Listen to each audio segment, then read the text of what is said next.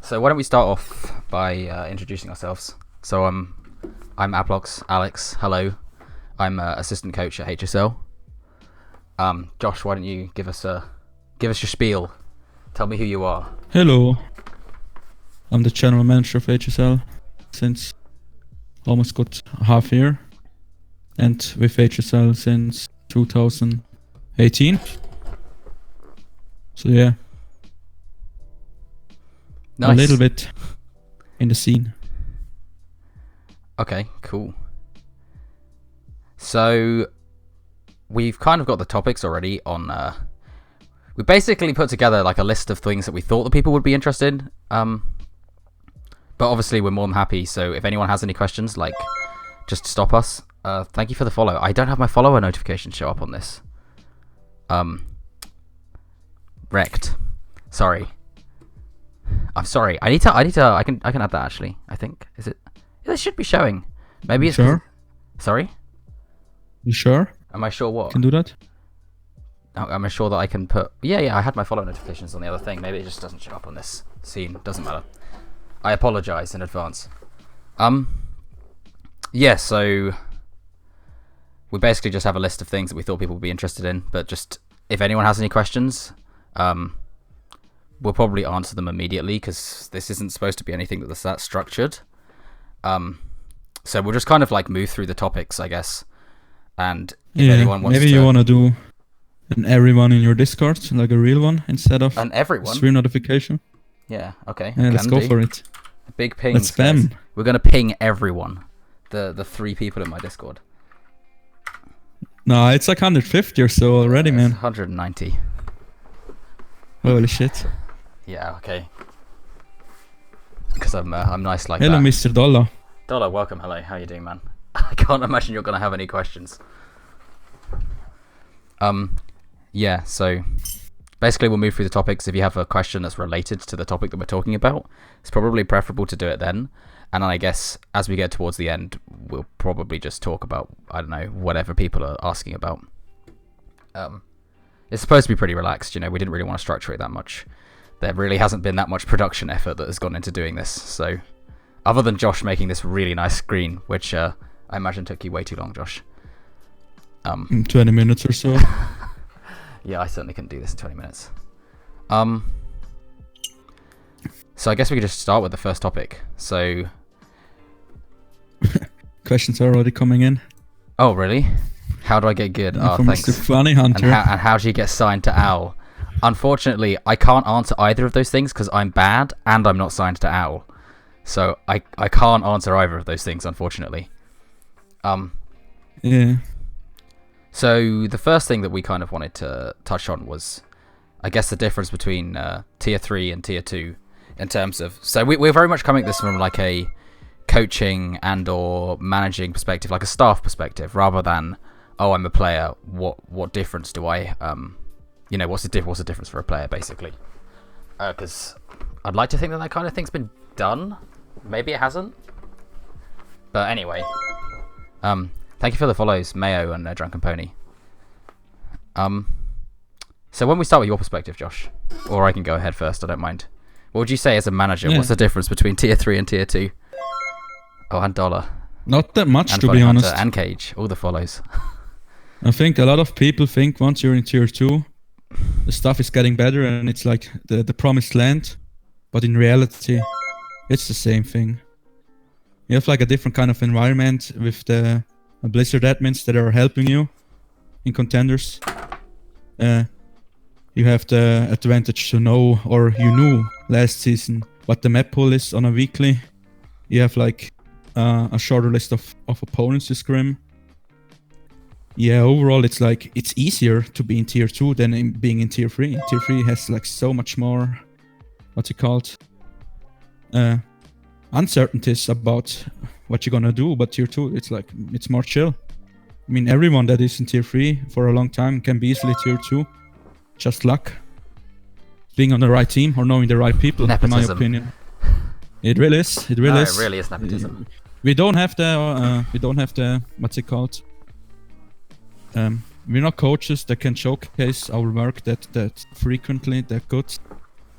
So yeah, It's how it's basically which people you know, or if you're in the right team, and that's basically it. It's really winning in the lottery in that sense.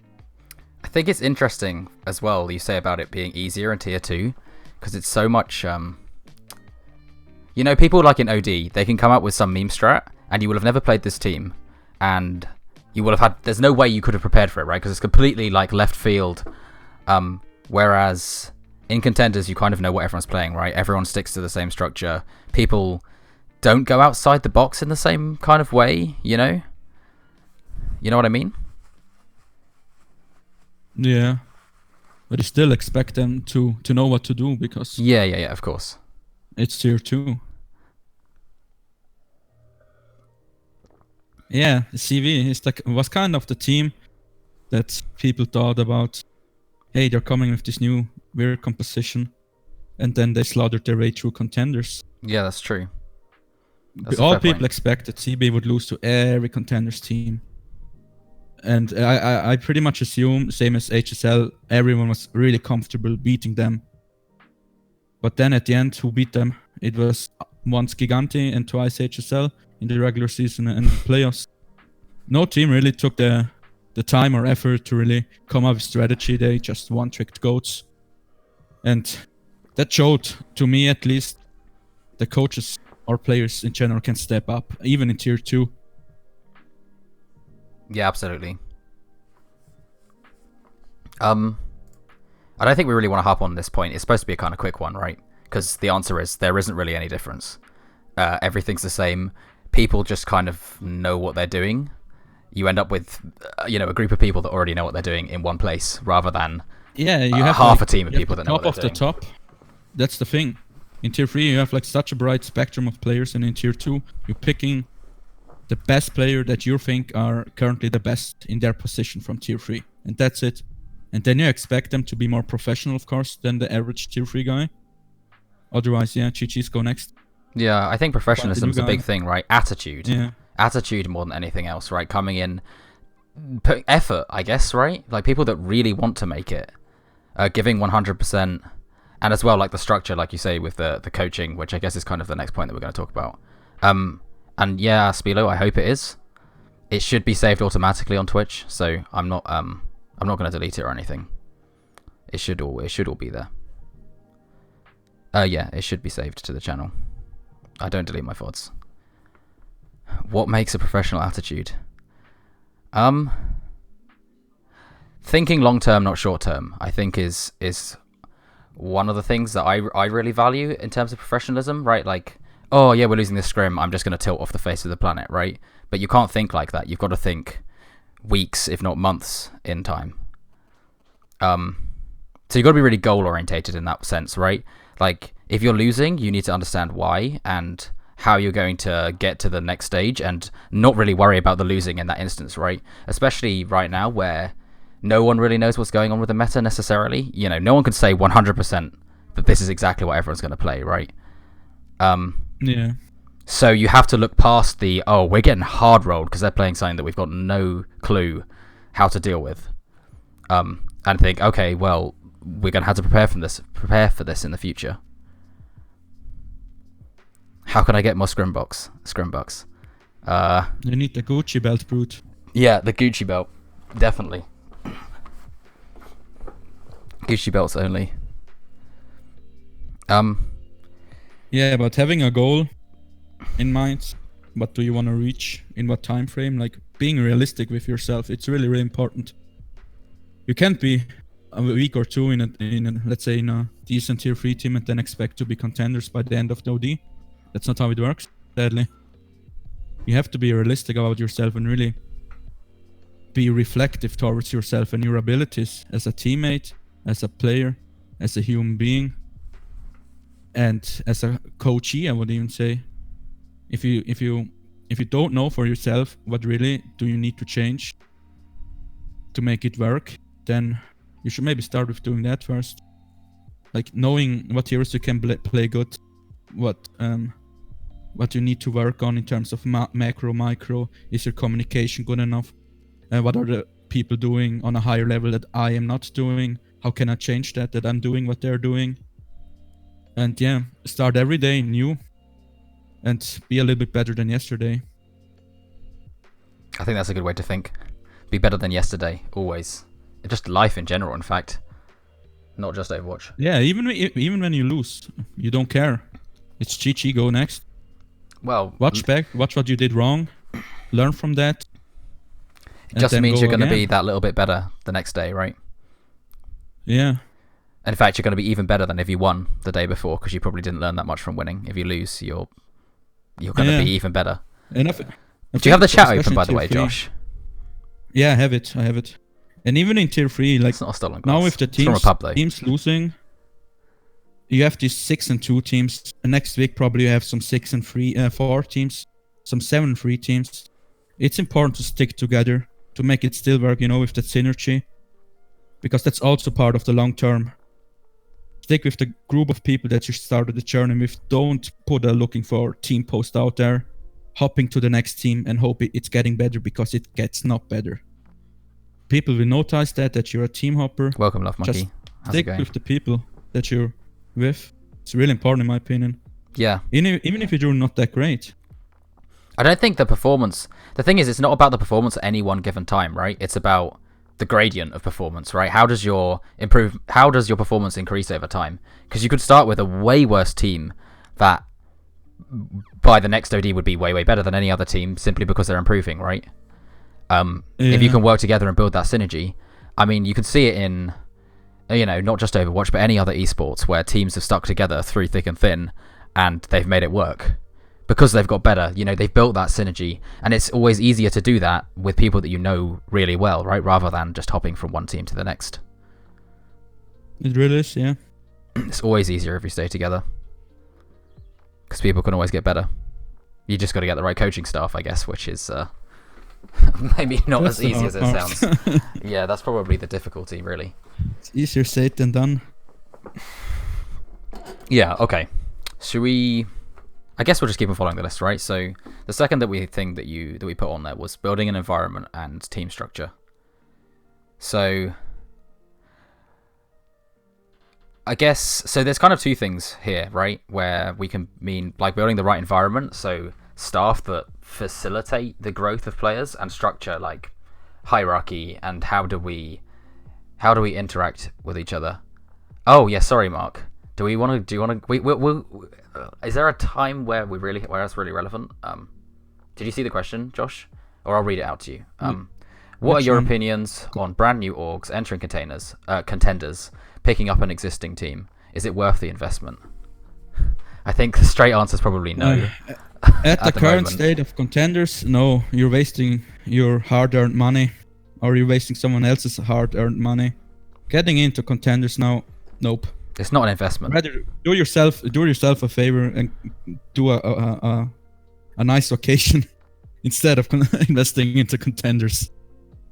Yeah, it really is. You don't have the viewers. You have a really strict regulation from Blizzard in terms of sponsorships. The prize money per se isn't the best now, especially with the new tournament format. You aren't guaranteed a single cent. Besides, like if you're really unlucky, you can be constantly contenders and earn at the end of the season like what, 5k or 2.5k for the whole team. It isn't worth it. No. I mean, what's the weekly prize pool? I had this up actually. Why did I get rid of that? It's like I think 10k for the winner and around 5 to 10k per week. Is it not? In contenders, no, you don't have it per week. You have just 4 contenders tournaments who are spread through March till June, I think. I've actually got it open. Give me a sec. Yeah, so weekly prize money, first place, $10,000. Yeah, what's the last place? Like the 8th, or the 12th? Oh, if you come 12th place, $625. Yeah, and then you multiply that with 4, and then you see it's not that much. Yeah, I mean, if you, like, I guess to kind of follow on for your question, Mark, if you spent, I don't know, however much it's going to cost you to build a team, I mean, you could probably make a return on it, but you would have to build the best organization in the region, right? I mean, like simply put, to make a return. As you're like a third-party organization in contenders, if you want to make a return, you have to work hard, really hard. and it's mostly through social media. Yeah. You have to sell your soul to social media to make a return, otherwise you don't get any money back. And then you have to ask yourself, do you really wanna put that extra burn towards your players? Like constantly harassing them with, hey, let's make like have you done let's your make 6 a post streams here. this week? Yeah, I mean, it also helps their career at the end, but you still want to have that arc centered around helping the arc, because you don't find sponsors coming towards the players and giving them money. You have sponsors coming towards the arc, and so the arc needs to be in the center the whole time, and the players have kind of need to lift that up, and it's really hard. It isn't really worth it. I hope Blizzard will do things to make it better for contenders in the future, because currently players, they need at least a 50% job or being a student living at home to make it feasible, the time investment they have, and their like really only goal is to get Contenders Academy or Overwatch League, even for the coaching staff or for the managers. Like, don't expect you're in a wonderland getting mad money, because it's not. You probably earn more if you're working 10 hours a week in McDonald's than playing a week Contenders or scrimming a week Contenders. Yeah, almost certainly. Your money you could spend your time way better money wise, right? It's never going to be a good investment. Yeah, it's like it's having that dream of going to Overwatch League. It's basically only that at the moment, and Academy is kind of your stepping stone to be closer to Overwatch League. And even now with the international homestands, I don't know how close the Academy team work with the Overwatch League teams anymore. When the Overwatch League team is like in a other continent every week or so. Like, I have no insights on that, but I can imagine it isn't that much anymore of a synergy you have between Academy and Overwatch League team, as it was last season, where everything was localized around Los Angeles in the Burbank studios. True. This is a nice tangent that we've gone off on, so we're kind of taken our structure out the window here. Yeah, but going back to the structure, I mean, first of all, I guess you need to know what you're doing to get a structure, or hit people up to kind of get a feel for what's wrong, what's right. And I'm really blessed to have a sports background, like doing karate and jiu-jitsu, like not Brazilian, but Japanese jiu-jitsu for a couple of years, and then after that American football as a player, and then as an assistant coach, and then even head coach under 16 squad. I think you would say that junior varsity in America, and varsity it's like the under 19 kids before they go to college. Yeah, so like senior in high So school. yeah, and I had the blessing to have head coaches from like the senior team, like the adults team, like import coaches from America who coach college Division 2, junior colleges, high schools, and some of the players, the import players we got, quarterbacks, running backs, they even went Division 1 with a guy who was like the star free safety and running back from Oklahoma in like the early 2000s, and DJ Wolf is his name. And these kind of people, they teach me so much about what to do and what not to do. Yeah. And how you need to set up things correctly. This is when you start questioning why Josh is a manager rather than a coach. When I say that, and I should know basically a lot, but bottom line is, when we got first the Contenders team, I was also kind of thrown underneath the bus with like, okay, we got a 2 weeks time to get some coaches. The team is there, I'm here, we don't know each other. Let's try to find coaches. And that was before I got the GM position. We had another GM, Norman Toterinkle. Shout out to him for make that happen, to getting the Contenders team in the first place, like 1 point. And then I took over all his responsibilities and kind of needed to make sure we had a coach, or at least reached out to coaches. And I went through like a horrendous list of people and talked with the team about what they think about these people, giving them even a shot. At the end, we ended up with 2 coaches trialing out. I would say the two coaches we tried, it was like the most scuffed trials we ever had. Also, this was the first time like a around, mistake right, I Josh? did. This was the first time Yeah. around. Yeah. Okay. Yeah. And then there wasn't like any synergy between the team, me or the org, and me or the org or the team. And then I just needed to make sure, hey, let's get a coach. And it didn't work out that greatly. And I'm still like really sorry for the coaches that wasted their time trialing out for the 1 point roster last year. I still think these two guys, they made the way. They're now pretty prominent in the contender scene. For sake of privacy, I don't mention their names. But if you're listening to it, you know who you are.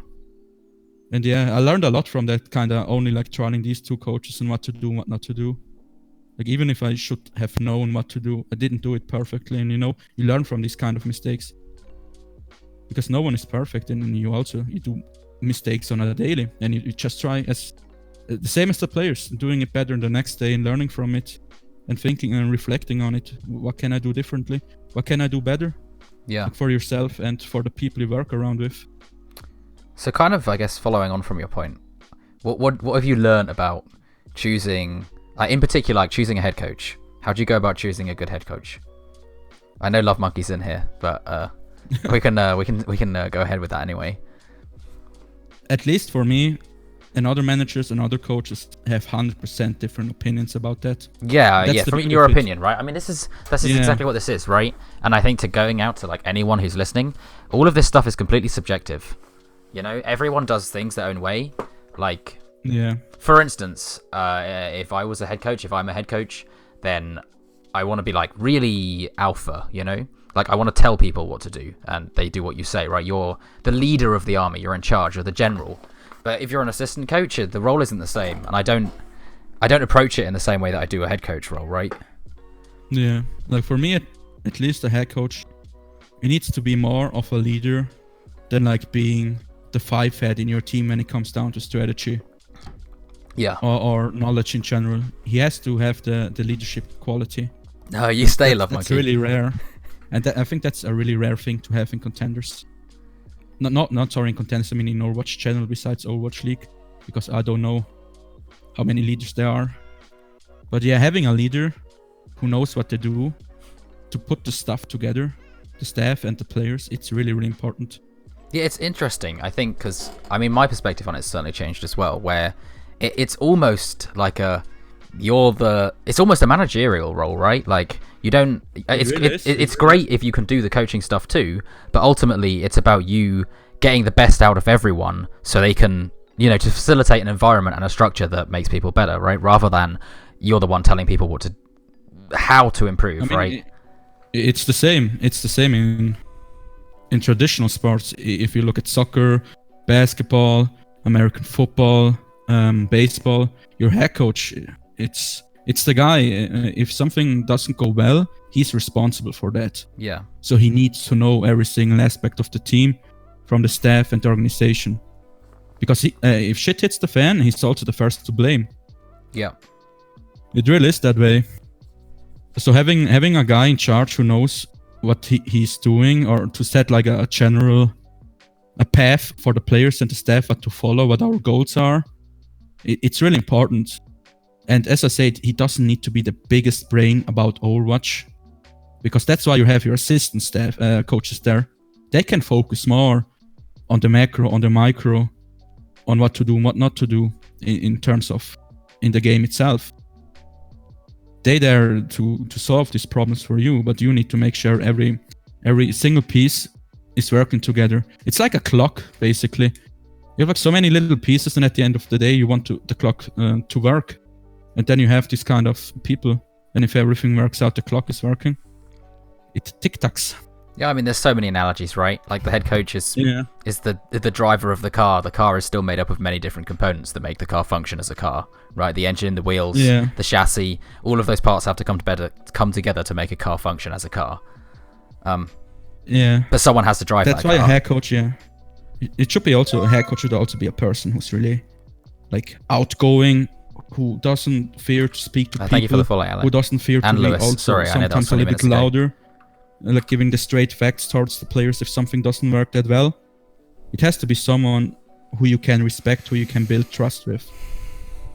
And yeah, it has to be like a really outgoing person, but not too outgoing, you know what I mean? Well, not too outgoing that they're, instead of being here, they're actually outside. They still want to be Yeah, but he just needs to know when he has to speak up and when not, you know?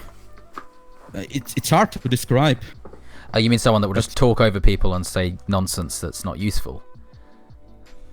Not really, but I'm not sure what you mean. You sometimes can talk too little and sometimes you can talk too much. But as a head coach, you have to know when you have to talk and what you say. Mm. You know, for example, a lot of people without like the sports background, and that's more aimed towards like the coaches that are starting, or like the people maybe in tier 3/tier 4, whatever tier 4 is. A lot of these people are a little bit introverted, and they have a hard time going out to the team, being like how they're like being the person they are, you know, like just going there, hey man, my name is blah blah blah, I'm trialing here today, you know, just being themselves. It's really, really hard. Yeah. And then they're sometimes really quiet, sitting on their microphone, not saying much, and then fucking up their chances. I mean, we can go two ways about bad coaches, right? Or the coaches that talk too much, like you say, that are like, oh, let's talk about this one tiny little mistake, and we'll talk about this for like 10 minutes, and then it's the next map, right? We'll take a 5-minute pause. We'll talk about this one little mistake that was completely irrelevant, and then we won't have said anything useful, like, oh, you know, so and so, can you make sure you plan in between every fight, or you know, whatever example, right? Make sure you're ult tracking in between every fight. Which you can say that in one sentence, and rather than that, they'll give some long-winded example or whatever of why it's relevant. When, like, particularly with live coaching, rather than a VOD review, and they'll just like go on about it for like 5 minutes when it's really not relevant to do so. I think every manager coach knows one of these coaches. Yeah, those coaches, you coaches know who you are. You need to learn not to do that. Coach needs to read a situation when it's important to speak, because when to let the team figure out what went wrong, then coming in giving feedback for moving forwards. Yeah, it's about having that experience. Yeah, absolutely right, and being succinct. Head coach is a lot about experience, and then you need the past. You need to be in the role of an assistant coach. You need to be preferably you need to be a head coach on another team at some point. Kind of need to get your experience done to be like a really good head coach. Like to know what you do when you do it. Like it's hard to say, you know. Like I just have the feeling in my gut when I know, okay, this is a person, he knows what he's talking about, and this isn't a person. Like for me, it's really easy to figure out if someone is bullshitting someone or not, you know. It's funny you say that, but you know, people throw around that whole the phrase "fake it till you make it" a lot when it comes to coaching. How relevant do you think that is? Like, just about being confident in what you say, whether or not you think that it's necessarily like the absolute best option, right? You're like, well, we've got to choose one option. We'll make out like it is the best one. Do you know what I mean? I think it's a really scary sentence. In some way, it's true, but in some way, it isn't.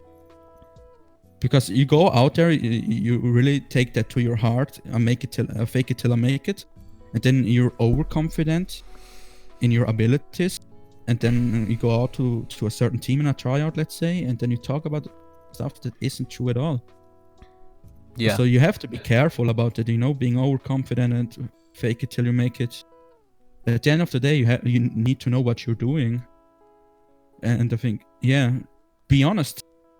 For me, it's like honesty. It's one of the things I really value, and I think it's one of the most important things in life in general.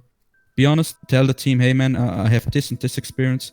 Maybe I'm not the perfect candidate for you, but give me a shot and I try to make it work. You know, if it works out, good for you, good for the team. You had a great start building that trust. If it doesn't work, go to the next team. I think that's completely right, Spilo, right? Like a lot of people, and I see it thrown around all the time about people like, oh yeah, just fake it till you make it. So you're saying that people shouldn't go out and actually learn stuff.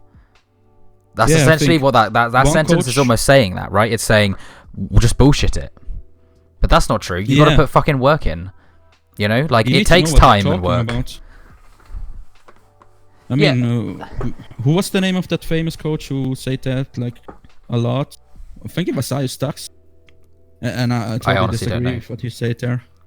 I just see he people was say it a always lot. like the hard believer of fake it till you make it, but for me it's complete bullshit. Like, it has some right nuances to it, but at the same time, you can understand it wrong, and then you do everything based on that sentence, and then you bullshit other people. And I think it's as I said, it's a scary one. You have to understand it correctly. Well, I think it's But then sometimes at the people end of can't. the day- They aren't happy to admit that they're wrong, right? Or even that they don't know. But sometimes it is fair to say, I don't know. Let's do this. Right? That's Yeah, the solution. I mean, 100%. you are the leader. And if you don't know the answer, well, you can certainly say, okay, well, we'll try this thing out and we'll learn from it. And especially like as a you know, a coach that's like starting, you know, a tier 4 or even low tier 3, you know, and you haven't had the chance to watch loads and loads of Overwatch, right, and see all the different metas. Sometimes you just have to experiment with stuff.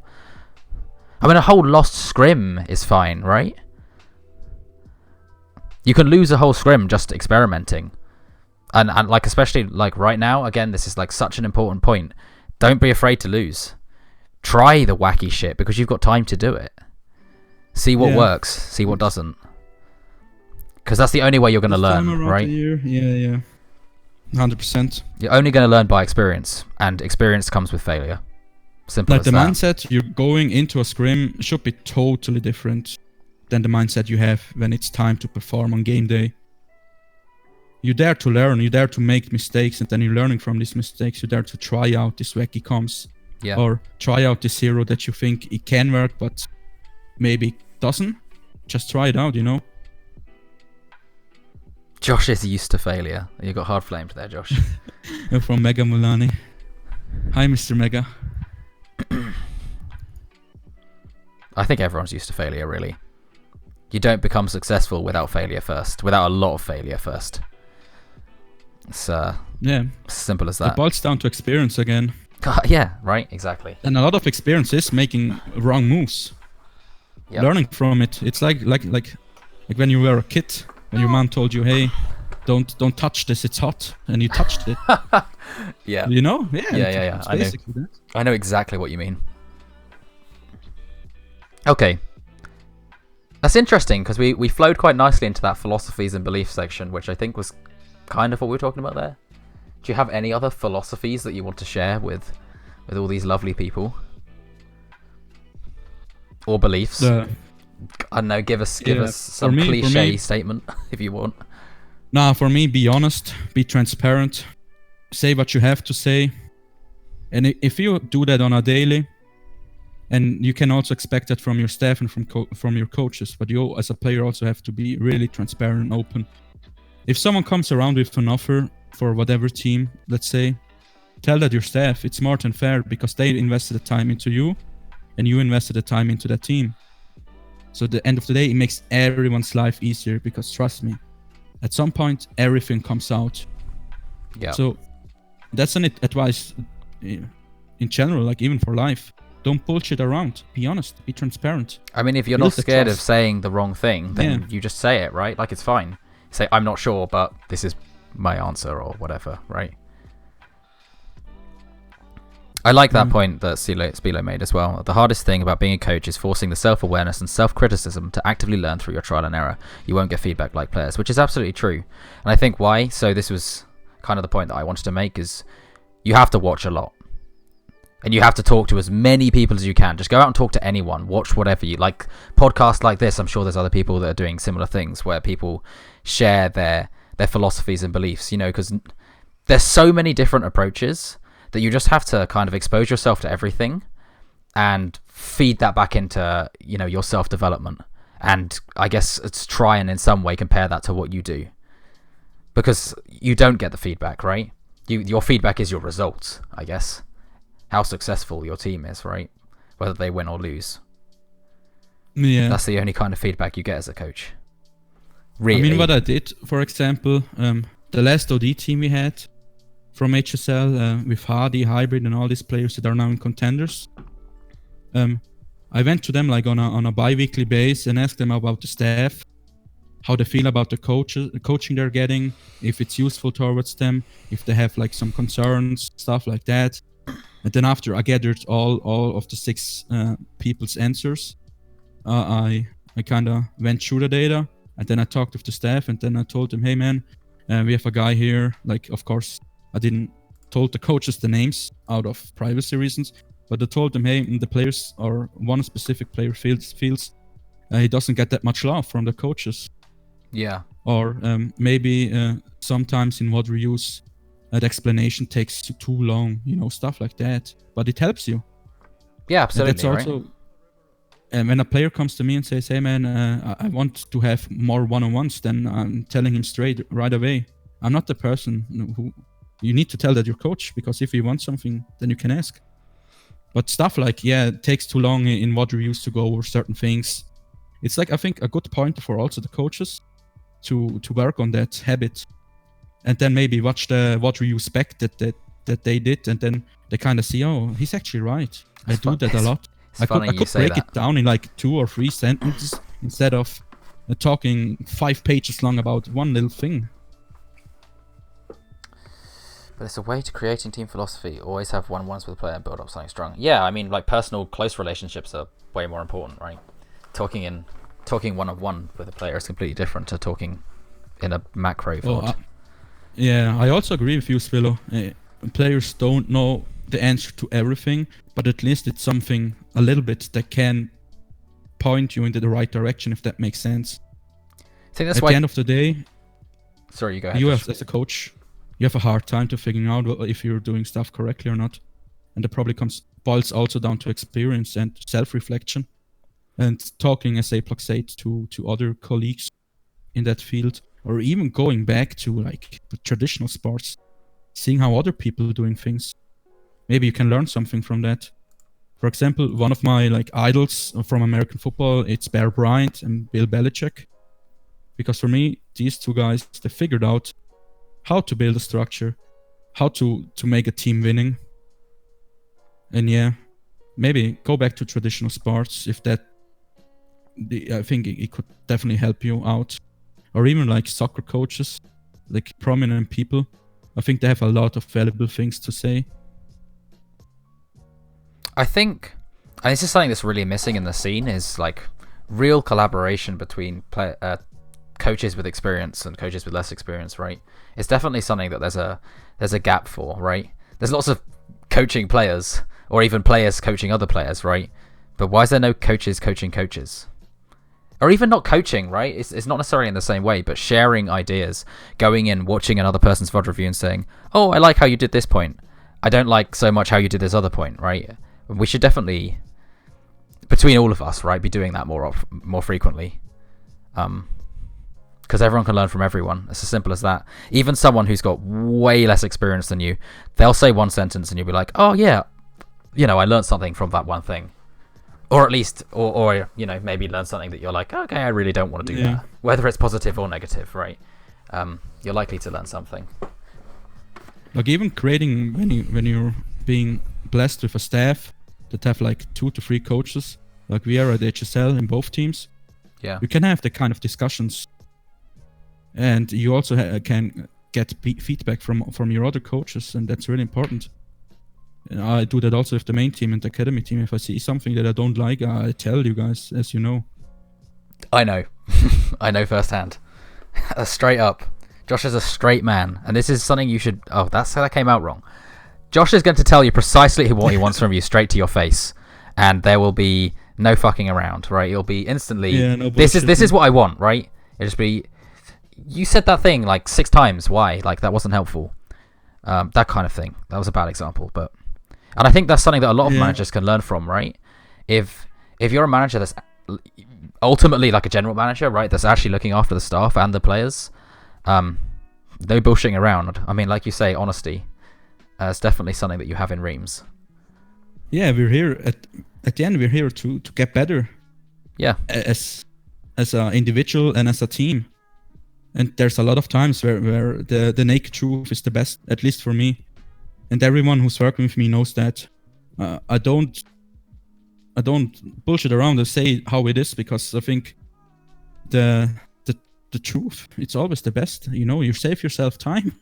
I think that's Go an straight to interesting the point point. that Zandy says about without them being offended and taking it personally. Well, they got to get off their ego. I'm sorry, you're their manager. Yeah, but that's You got to be a hard thing. honest. You got to be honest, right? And sometimes there's only one way to say things, and you don't want to waste 6 sentences, fluffing around the subject, and they don't really get what you mean. Just say it as it is. I think Sandy has a good point. I think for staff at least, you can be true, you can be honest, straight to their face. Yeah.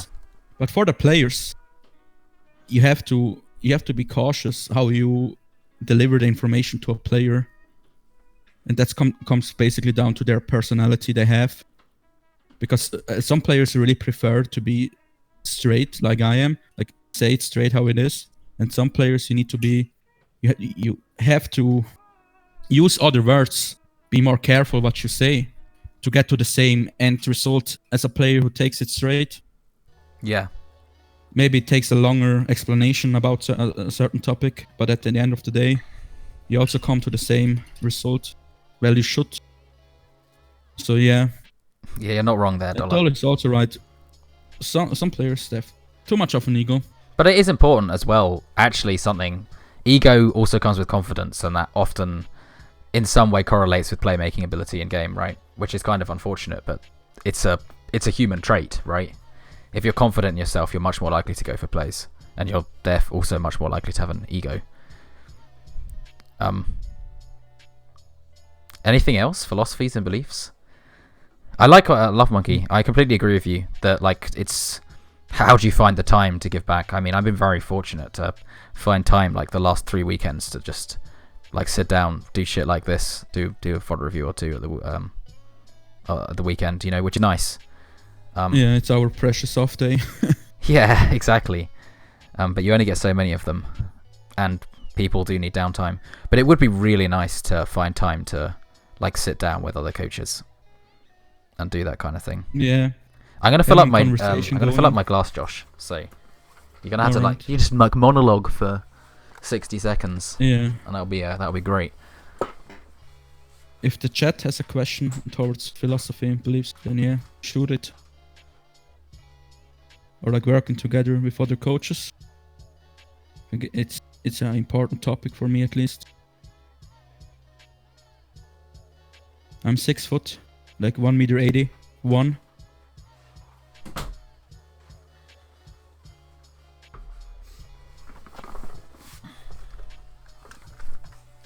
You're not monologuing.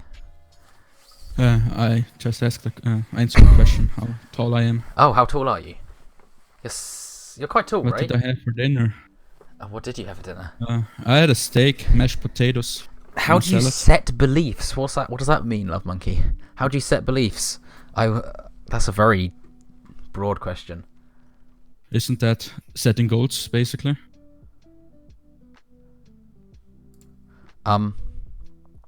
Setting goal. I mean, if that's what you mean, I don't know if you could be more explicit, Love Monkey.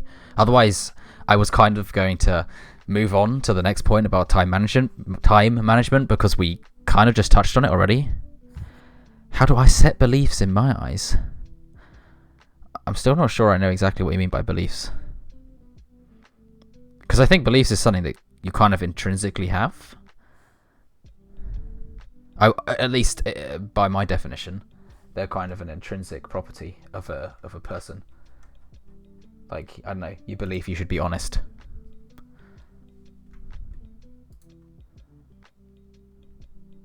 Did you want to...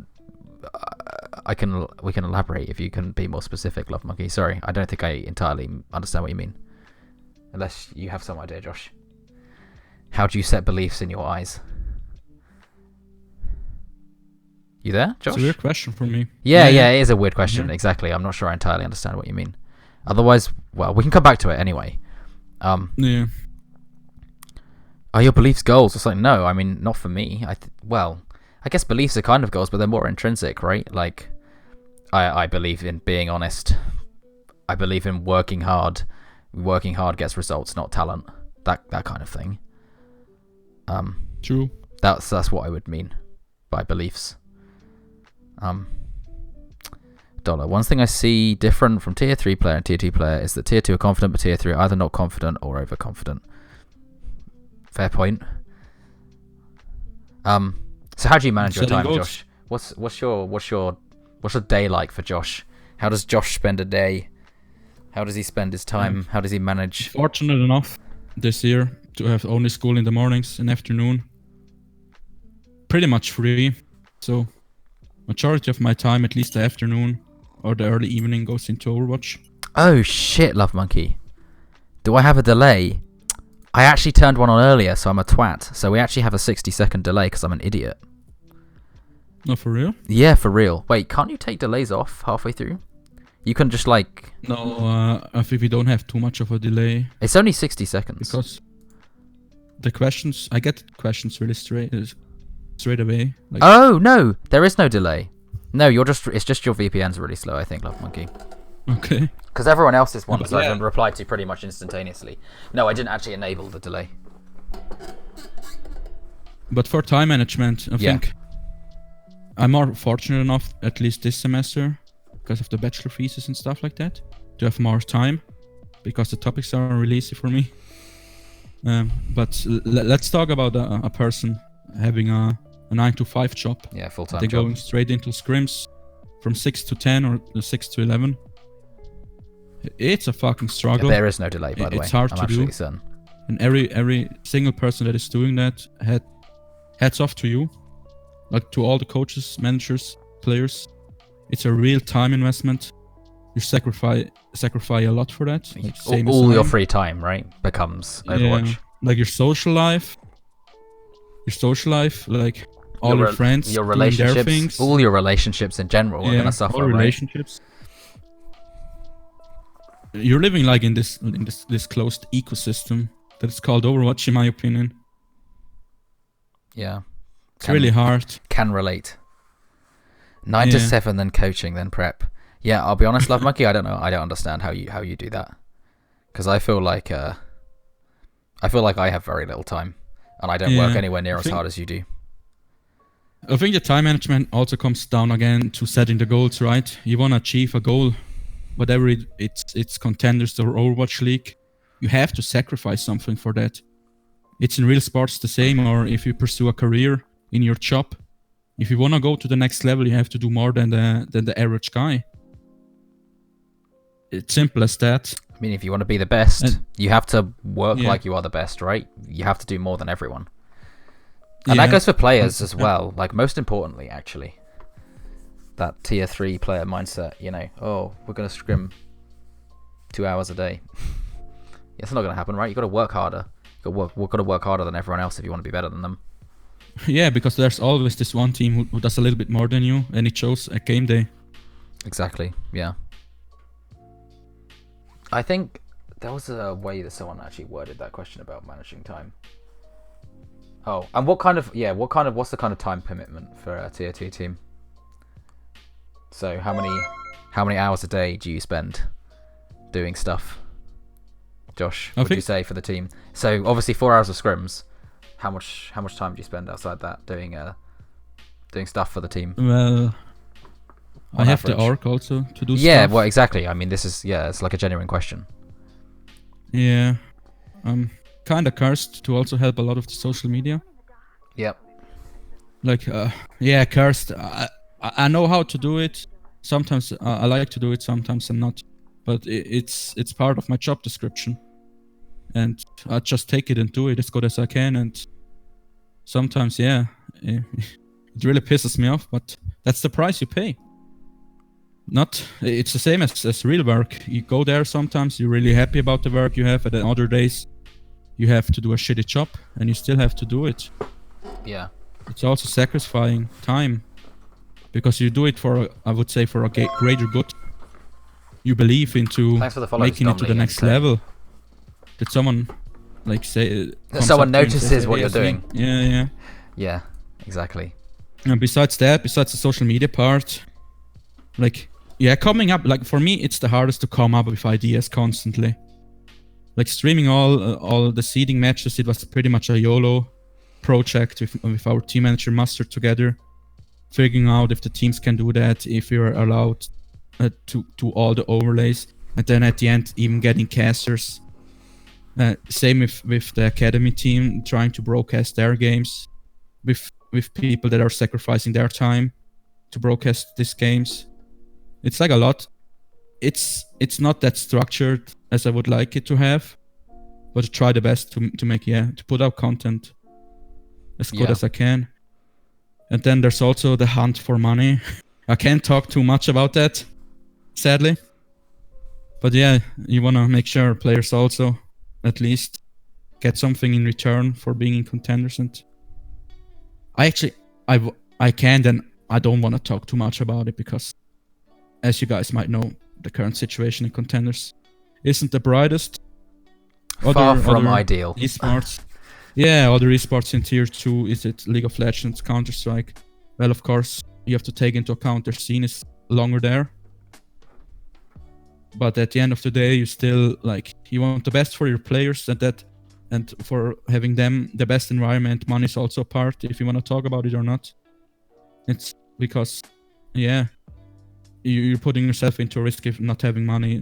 Then another team comes around the corner who has money. It's next your way, Yeah, absolutely. In terms of a third-party organization or an academy team, of course, I want that a player gets picked up to academy team because that's the next step into their journey to become Overwatch League. Or at least they're then financially somewhat secured. Yeah, no, absolutely. Well, and the more people that you put into Overwatch League, the higher chance that you because nepotism. Simple as that, right? Same with tier 2. The more people the better. The more people you put into Overwatch League, the better chance you've got of getting picked up. And that's really going to be your only way in, right? The more people that you put in. Besides that, as you know, and the rest of the coaching staff, I do a lot of the analytics things. Yes. With a guy called Jack together, and you yourself. And me. Yeah. Thanks.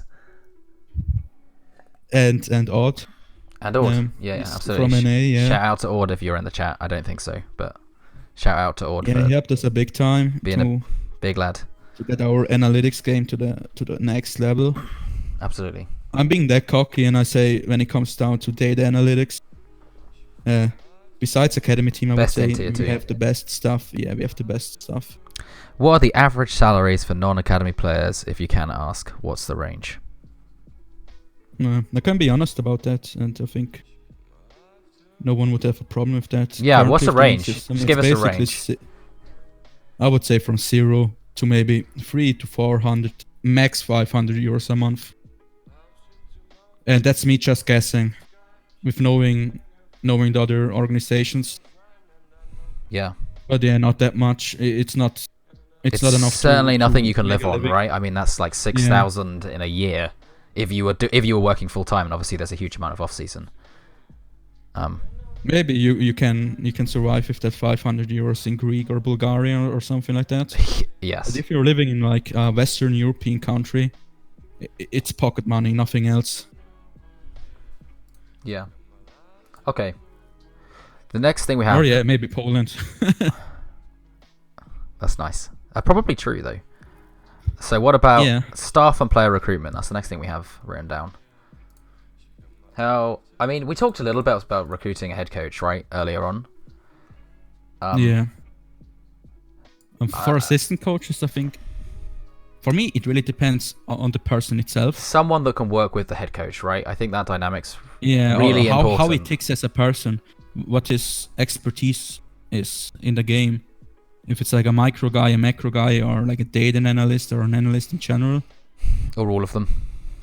Yeah, the person. I don't know. It's hard to say. It comes also down to the gut feeling, I need to spend time with this person. I want to have, like in a perfect world, I want to have like this 1 to 2 weeks time to give people or trialees tasks and everything. Talk with them. To have an understanding how they are as a human being and what they can give me in terms of coaching. Yeah, absolutely. And for that, if you already have like a team, then also the team plays a huge role into making that decision. Because if the team isn't behind your decision, then yeah, GG's. You will have a hard time establish that coach. Yeah, for sure. And that's why I'm a big believer.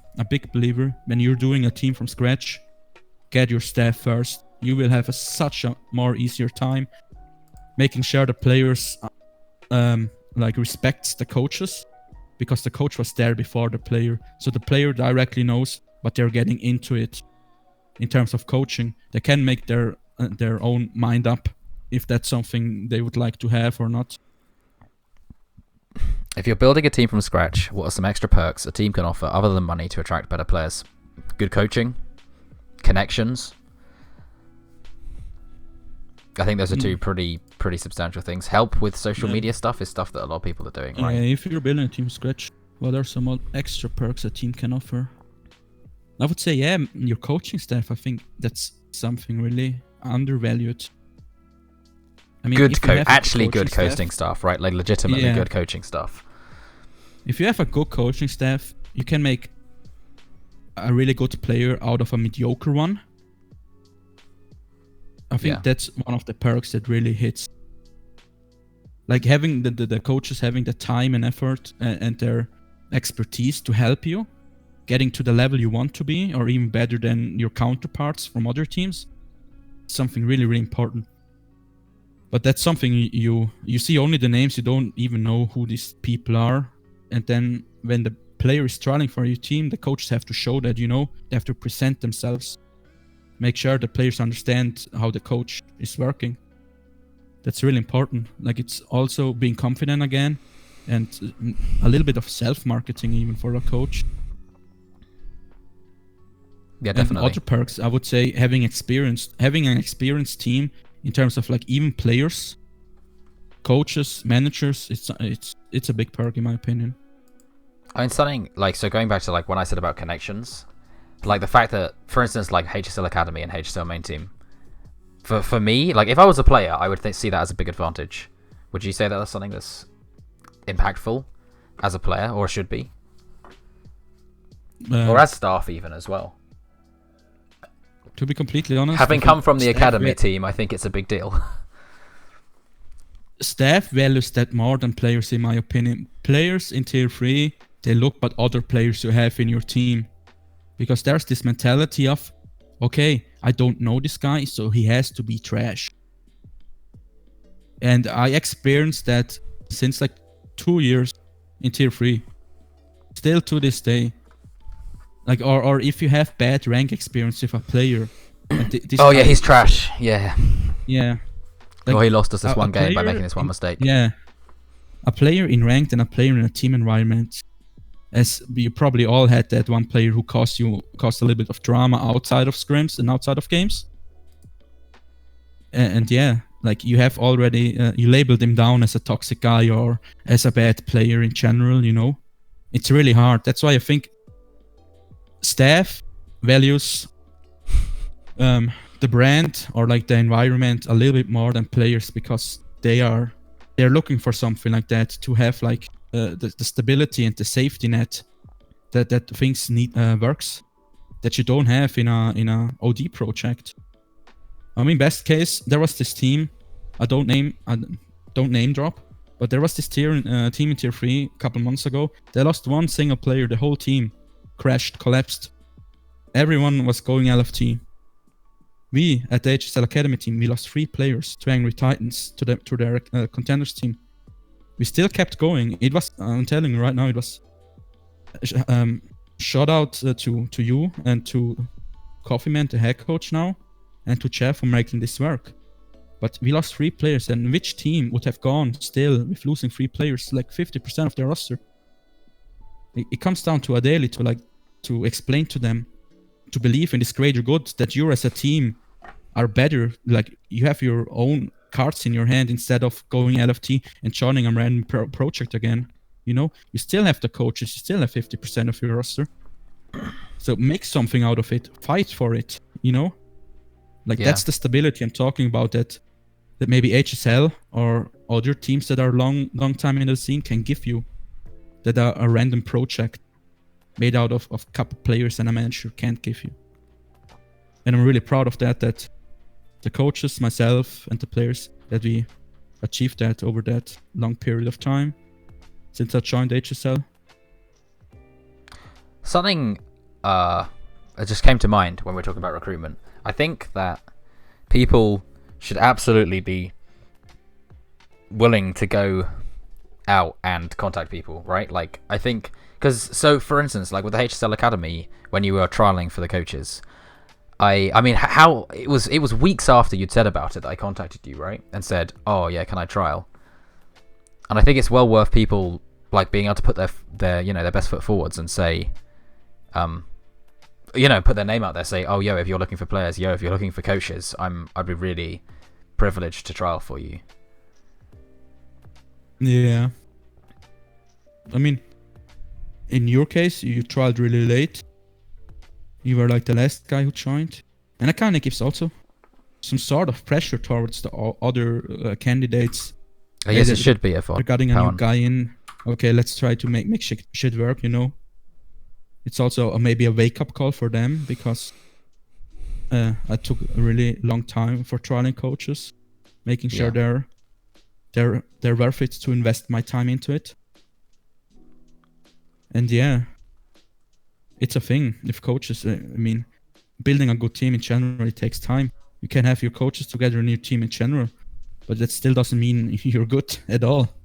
It takes the time building that synergy, that trust into each other, trying things out, sticking together, even if things doesn't go that well. And for that, you want to trial the right people for it. And for the academy team, I don't care if you're the first time top 500 and no one heard ever of you, or if you like 5 seasons in OD and you're the number 1 every time player. Yeah. I don't mind at all, as long as you're putting in the work, having the right mentality and mindset.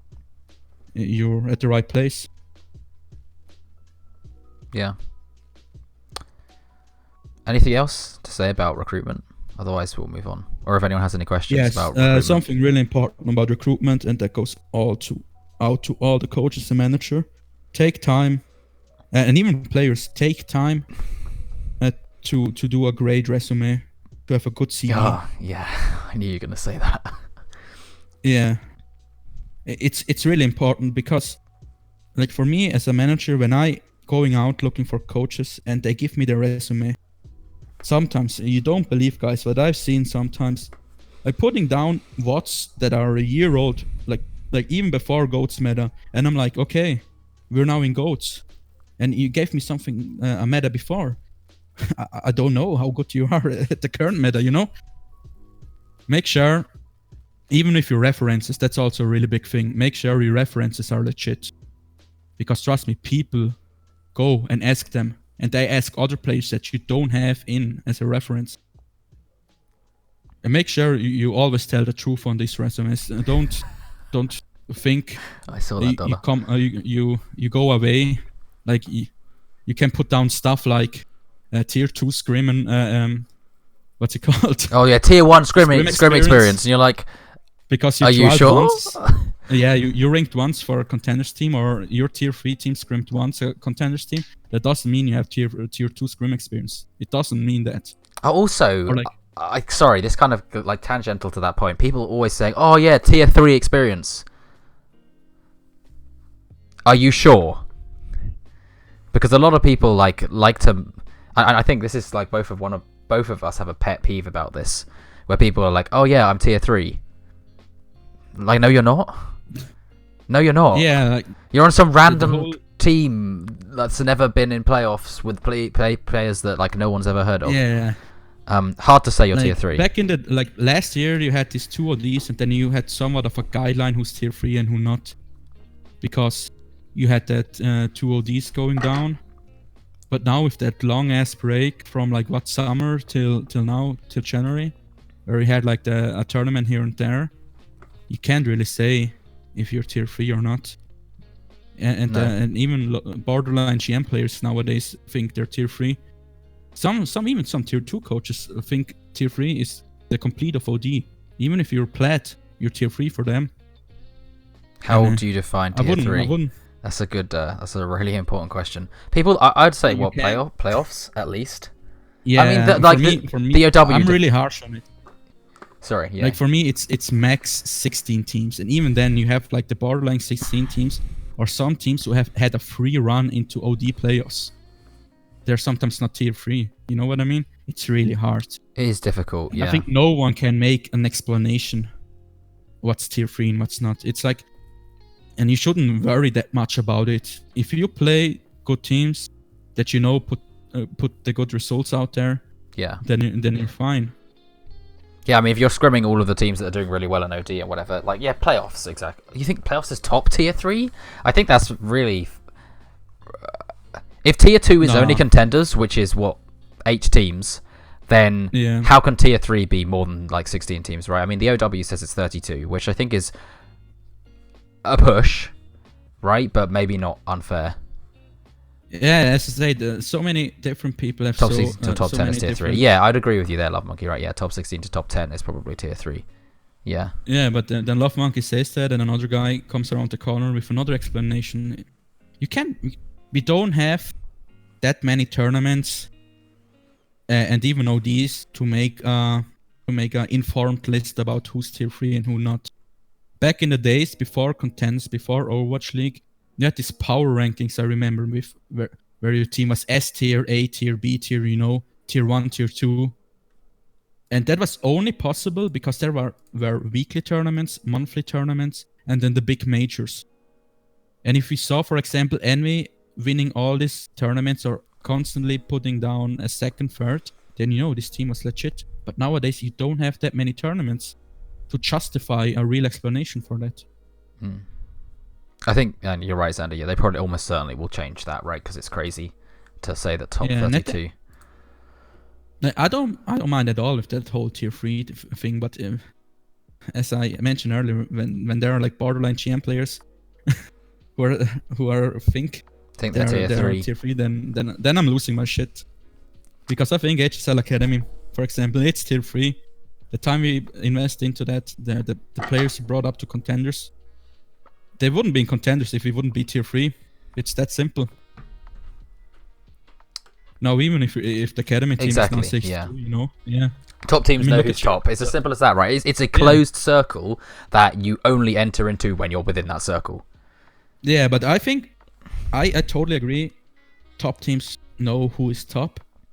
But what when you think you're a top team and you're not, I mean, if you think you're a top team, you're probably not. If you think you are, like if you are, you know you are, right? Like the people that scrim in that circle. It's again.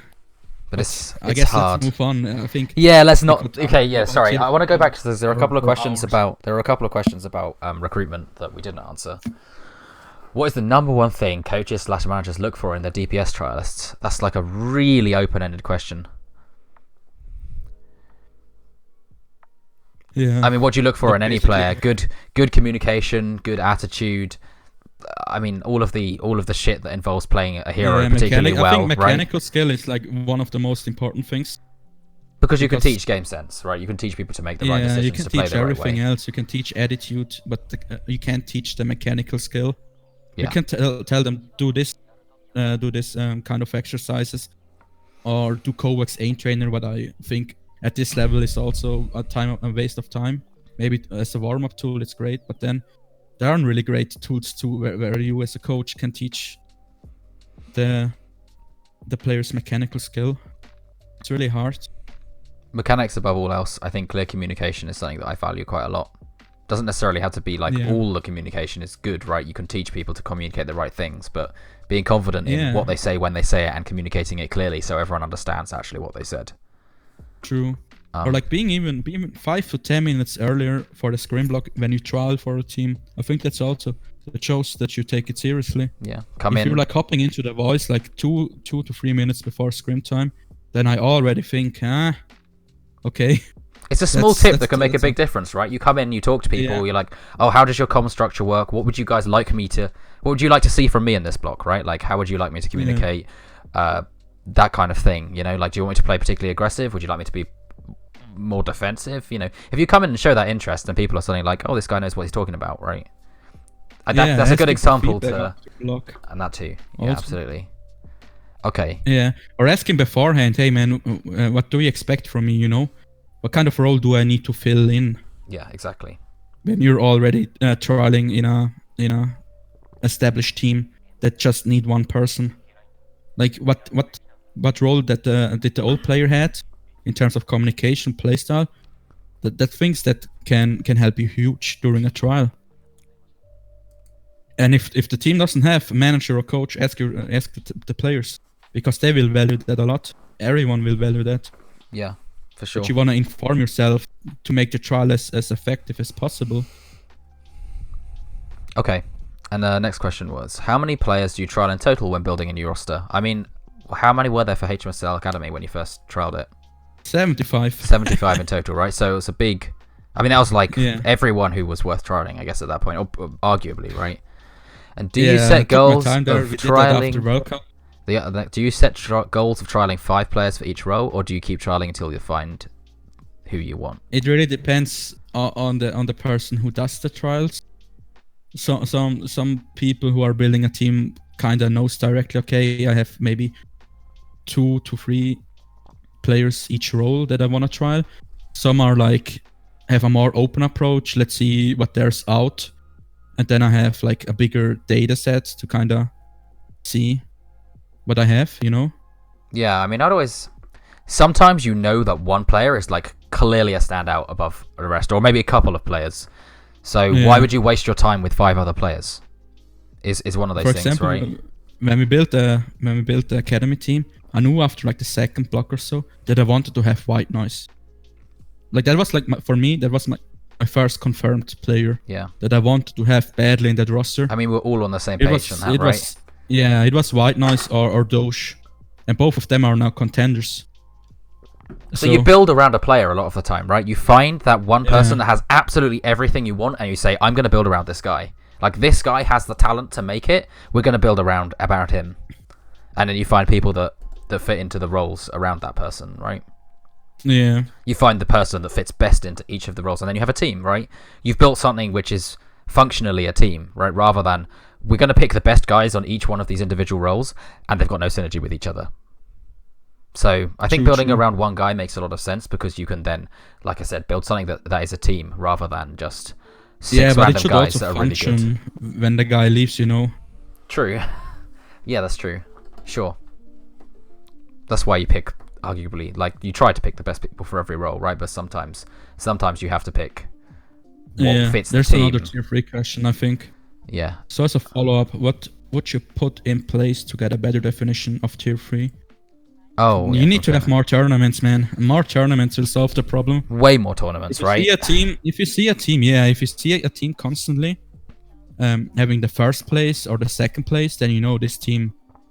Like when they did ESL weeklies. The ESL weeklies were probably the one time where you could probably say but they were also choked back in the days. A lot of really good players never participated into it, and then for the broad majority of players, they were like, "Oh, this guy must be good," because he won like 2 ESL tournaments in 2 weeks. But at the end of the day, you got lucky. There's a lot of like these mixes. Yeah, Yeah, sure. It's also, the mixes makes things more complicated sometimes. Where you have like the contenders players in their off season going into these weekly tournaments to farm a little bit of money. The same with the Zotac Cup, for example, that we had during the off season. Yeah. But yeah, we definitely need more tournaments. I think more coverage in general of tier 3, or like giving teams a spotlight to kind of introduce themselves, to see, okay, they have these players, It would help a lot. But that requires a lot of work from people that probably don't get a single cent in doing it. It's like a community thing, There's like Oversalt, for example, who are doing tournaments. But I would say the current top teams, D/tier 3 teams, they don't have any kind of interest to participate into these tournaments. And I think at the same time it makes sense, because you're sacrificing your scrim blocks, and you kind of show your strategy for some teams. Some teams might have a problem with that, being broadcasted, stuff like that. And I think that's also a thing. The people kind of care about, to not leaking the strats, you know. I think it's different in NA as well, right? Like that whole thing. They've got a lot more tournaments, I think. At least it seems that way looking in from the outside, but maybe that isn't the case. But it does seem like there's a lot more going on that way. And yeah, I think a lot of people would agree with you, Dollar, that it's about players. But it is about players. Like, as a coach, when I was on the academy team, it was never about me going up. It was about getting as many players into contenders as possible, because that is the way that you move up. And as a player, fuck your team, right? Your team isn't going to be the thing that makes it contenders. It's going to be you as a player. So, I mean, that's great advice for a lot of tier 3 players, is fuck the team. I would have 100% agreed with that statement last year, where we had this close contenders environment. But now with the tournaments that we have, that 8 teams from OD have the chance to move up to contenders trials and proving themselves more frequently against contenders teams, that it puts more weight towards the team again instead of individual performance. But overall, like the players going ways, it's always like that. It's in traditional sports the same. You have like your 1 or 2 standout players that you know they move up pretty fast, but never like much the team. Like, I think, let's be honest. I think you can't be that worried about it, though, right? Because the small, if the team does make it up to contenders, it's going to get poached apart anyway, right? Like, the teams near the bottom get poached apart regardless. So I don't think as a player you can really focus too much on your team improving. Yes, you do have to, right? And you want to try and stick with that team if you can. But if you get a better offer, you should be jumping on it. Kind of off topic, but we're interested to see. If you could structure contenders and advertise it any way you wanted, how would you do it? I mean, I don't think anyone would have structured the league the way that it has, other than Blizzard. I mean, people from esports background. To answer the question, I would probably need a budget for that. Yeah, go on, give us a budget, Mark. How much money can we spend? Yeah, Josh, if we give you $20 million, how would you do contenders? Contenders of 10 million? Yeah. Worldwide. We're not just talking the EU. Yeah. How many regions do we have then? 5? 1, 2, 3, 4, 5. Yeah. Nah, 6. With Pacific and. Oh, NA's 2, isn't Korea. It? NA's now 1 again. NA, Pacific. Is China separate as well, right? NA, Pacific. China, China, Korea, Australia, EU. That's 6. And South America. And South America, 7? That's a lot, anyway. $200,000 just for EU. I would probably start at the bottom, you know, of contenders.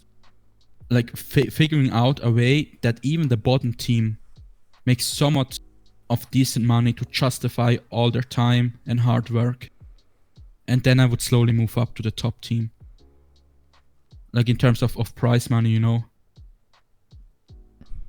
Maybe, I don't know, contenders, it changes so fast all the time with teams moving up and down, disbanding, and new orgs coming in. But I would say skins or even sprays for contenders in the game itself and share the revenue like League of Legends already does. And Dota, it would probably give you a shitload of extra money. You need a way to monetize it, right? Because the streams clearly don't do that well. I mean, maybe that's an advertising issue. Yeah. It's hard to say. I don't know. I'm not a marketing genius, but they're like putting money into advertisement and channel on YouTube and Twitter, and even your game client. Like, I know they did that with the game client frequently in the past, but not that much anymore. I mean, how much the streams? There are hundreds hundreds of ways to make it good. I would even go that far and say, don't do the World Cup anymore. Put that money and that venue that you have from Blizzard on the BlizzCon, make that the new gauntlet, you know. Because this would give contenders at the tier 2 scene much more daylight for the casual viewer. For sure. You gotta get a way to get, you know. Sorry. Holy shit. Yeah, I mean, you need a way to get casual people interested in watching it, right? Yeah. you have this the contender scene. So many people putting so much time into it, and then you have the World Cup. Back in the days where they paid everyone basically, and so many teams had like, and not that good of good players into them. And then they still had like this publicity, you know. It's I don't know, and the gameplay itself, it isn't the highest level. As we've seen, even Team Korea in the show matches got beaten by Runaway back in the days, or I don't know, was it Genji? But yeah, you have better gameplay if you would give Tier 2 the chance. Well, it's the synergy, isn't it? Right? Yeah. The synergy is such a big thing. Yeah, and you already picked up the best of the best with pre-built synergy. You don't have that with the World Cup.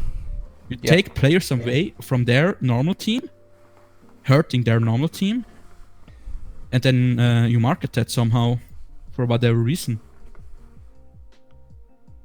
Yeah, I mean, the World Cup doesn't really make much sense, does it? But I guess it only makes sense because they're trying to keep the casual viewer base incentivized, right? Like, rather than, because I've got no idea who any of these teams are, so I'll watch World Cup and support whatever country I'm from. Yeah, if we would have the gauntlet at Blizzard and BlizzCon, this might help.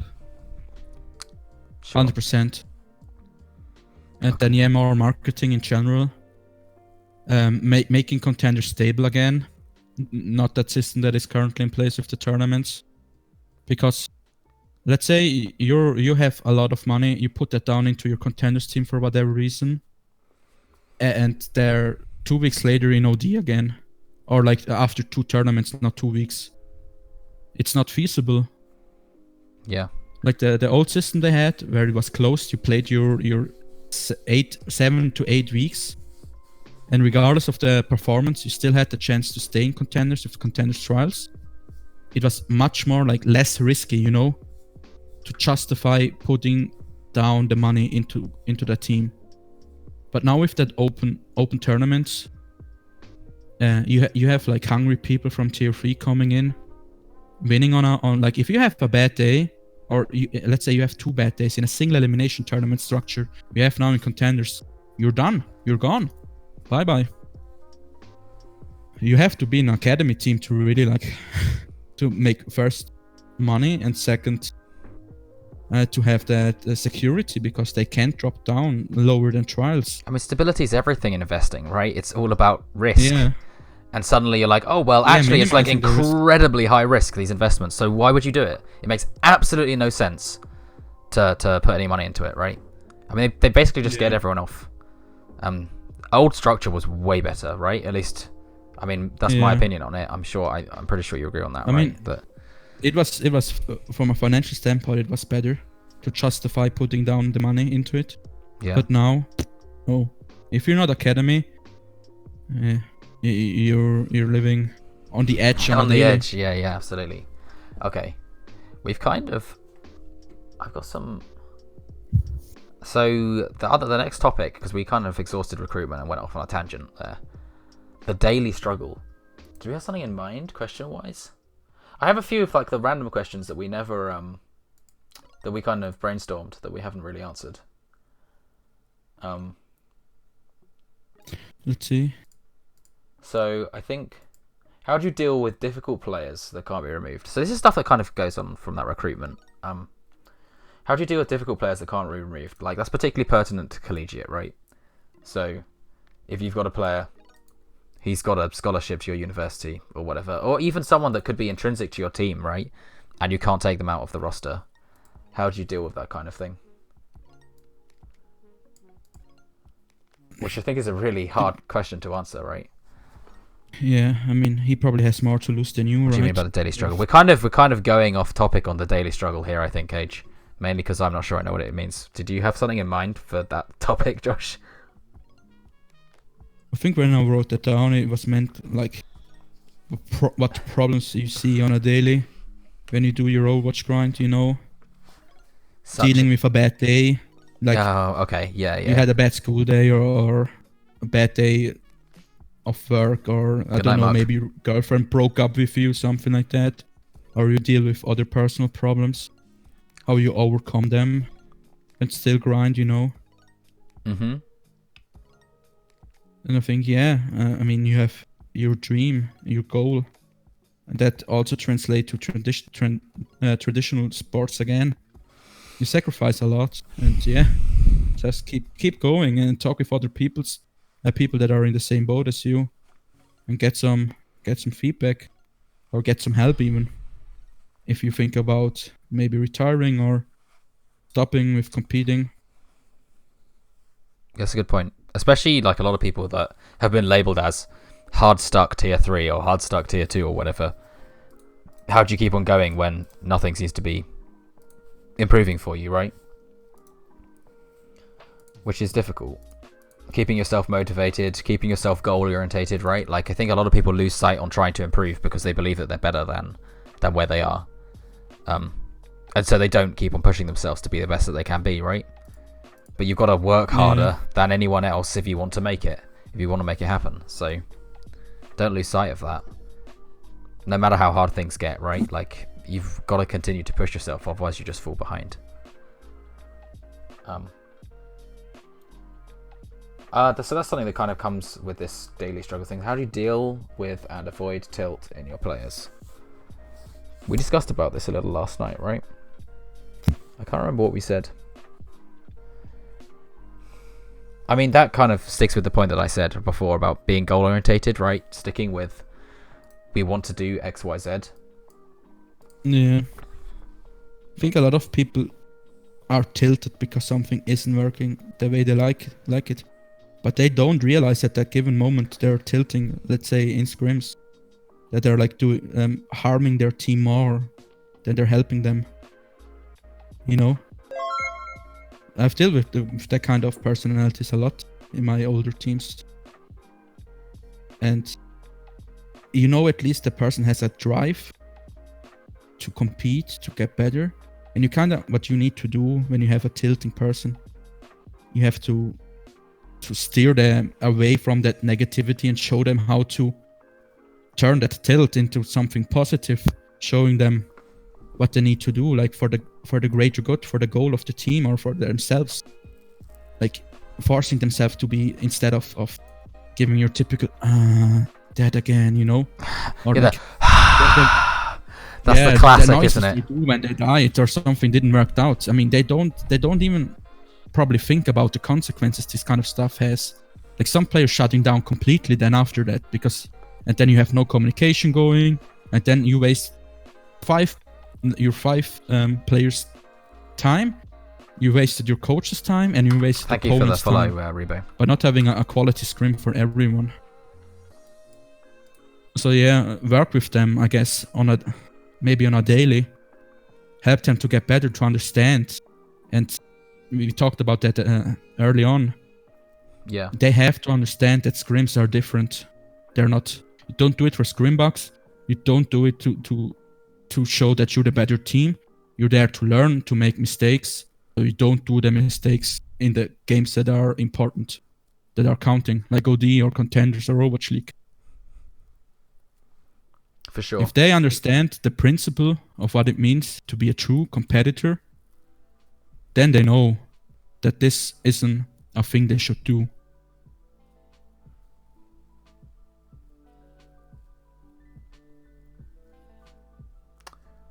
You there, Aplox? No, I'm there. I'm just looking at our list of questions and trying to figure out how to put this in a something that kind of like flows together in a sensible way. We never asked this question. Like this question. So this is one that like really matters to me because I see so many people making this mistake. But how do you be a good manager aside from being a scrim bot and a VOD bot? Because you really need to like share your success, Josh. Because it's something that I have like, to. I probably that's a question I have to be really careful with. Well, okay. So one thing I can give right is the analytics, right? The fact that you've gone out and made that project happen, right, and made our analytics so good, right? Which is something that you've brought, like that project management ability to go out and find the expertise you needed to make that project happen, is something that a lot of managers just wouldn't do, right? Like they wouldn't think outside the box. They'd be like, oh well, I've organised the scrims, I've VOD botted for all of them now, like I've done my job. Yeah, it's about inventing yourself on a daily, seeing what your team needs, and But yeah, you just gotta do like more. understanding that you don't get these resources like right now, and then you have to ask yourself, is that something that I'm interested in, or can I give value when I do that to the team? And then you just do it. You know what I mean? Like, or for Yeah, example, I mean that's your for thing. me, Josh is just like, I'll just do yeah. it. It needs to be done. For me, it's really important, like for a channel or even for a manager. I think a lot of managers, they need to step up their game knowledge. You know, You mean you think they It need to be helps. more like know more about Overwatch? Yeah, they need to know the meta. For me, like at least for me, that's peak. I would say, know the meta. Talking with the coaches to get a better understanding of the game itself. What is important, what's not from a coaching perspective, and this also helps you recruiting better players, better staff. Yeah. Even if you don't have a coach at that given moment, it still allows you to make something more more valuable with the right people. It's like having the game knowledge. For me, it's really important because without the game knowledge, I probably wouldn't be able to do the analytics. Yeah, for sure. Right. 100%. And yeah, the sad reality for a lot of managers is they're a fucking scrimbot and a whatbot. They value this scheduling so much. It's unbelievable. Like, I've seen so many tweets about people complaining about, oh, this guy double booked again, or like, who the fuck cares? Why should I complain about this bullshit? It doesn't help me, it doesn't help you, it doesn't help the team. Just go again. I also double booked. I also forgot that I booked scrims on off days. Like, every manager did that, and I don't fucking care. I did a mistake, so I say sorry and go again, you know? And so many people value the scheduling things so much. And even for the academy team, like 2 weeks ago, I booked them a scrim with a team that no one knew, and I was like, yeah, let's give them a chance, you know? And then I completely forgot that we had an off day. I was like, oh, sorry. Oh dear. But hey, I mean, people make mistakes. Life, We're all human. Yeah. Yeah. And yeah, game knowledge. Trust me, managers. Game knowledge. It helps you in the long run, understanding the game better, making better decisions. Yeah. Thinking outside of the box, as you say, the Aplox. It's really going important. above and beyond being a bot, right? Oh, I can book scrims, but a player can do both of those things. Like, in getting someone, well, no, they can't VOD bot, right? But anyone can. I mean, okay, it's nice to be able to VOD bot well, to be fair. But if you've got a coach, they should be doing it, right? Unless they've got a potato PC, which is, I think, a lot of people's issue. Or like, even let's say about human resources, like understanding what the player needs, like understand how they function, how they tick, you know, or how your coach tick. It's really important, so you know problems before they occur. Yeah, for sure. Like being in constant conversations with your players, with your coaching staff, helping them in a way that other people can help them, and also what's it called? Doing research on your own. I mean, there's so much literature, so many YouTube videos out there about how you should, let's say, how you should build a business. I mean, let's be honest. Build an organization. Yeah, absolutely. Yeah, a contenders team or a tier 3 team. For a managers, it's like they're some sort of your employees, but they're also not, you know, because you're all in the same boat, because you don't give them any money. But still, you can learn so much from the industry of having a real business. What they are doing that you don't do, what else you can adapt, like having different point of views, you know? Yeah. It's going the extra mile, I would say. Yeah, looking for stuff outside Overwatch, I think. Like you said, looking for resources outside Overwatch goes the same for coaching as well, right? Looking for coaching resources that are related to another sport that has been very well fleshed out for many decades. For example, for the analytics, me and Jack, when we started, I was going really hard into League of Legends and Counter-Strike, because they figured out the analytics perfectly, because they have an open API who allows you to get what you want. Yeah. I've seen what they value the most, you know, what they're using for metrics, and then asking myself the question, what metric is important for Overwatch? How can this metric help the team, if it's a long-term trend or like micro things, but it's doing the research, putting in the time and work.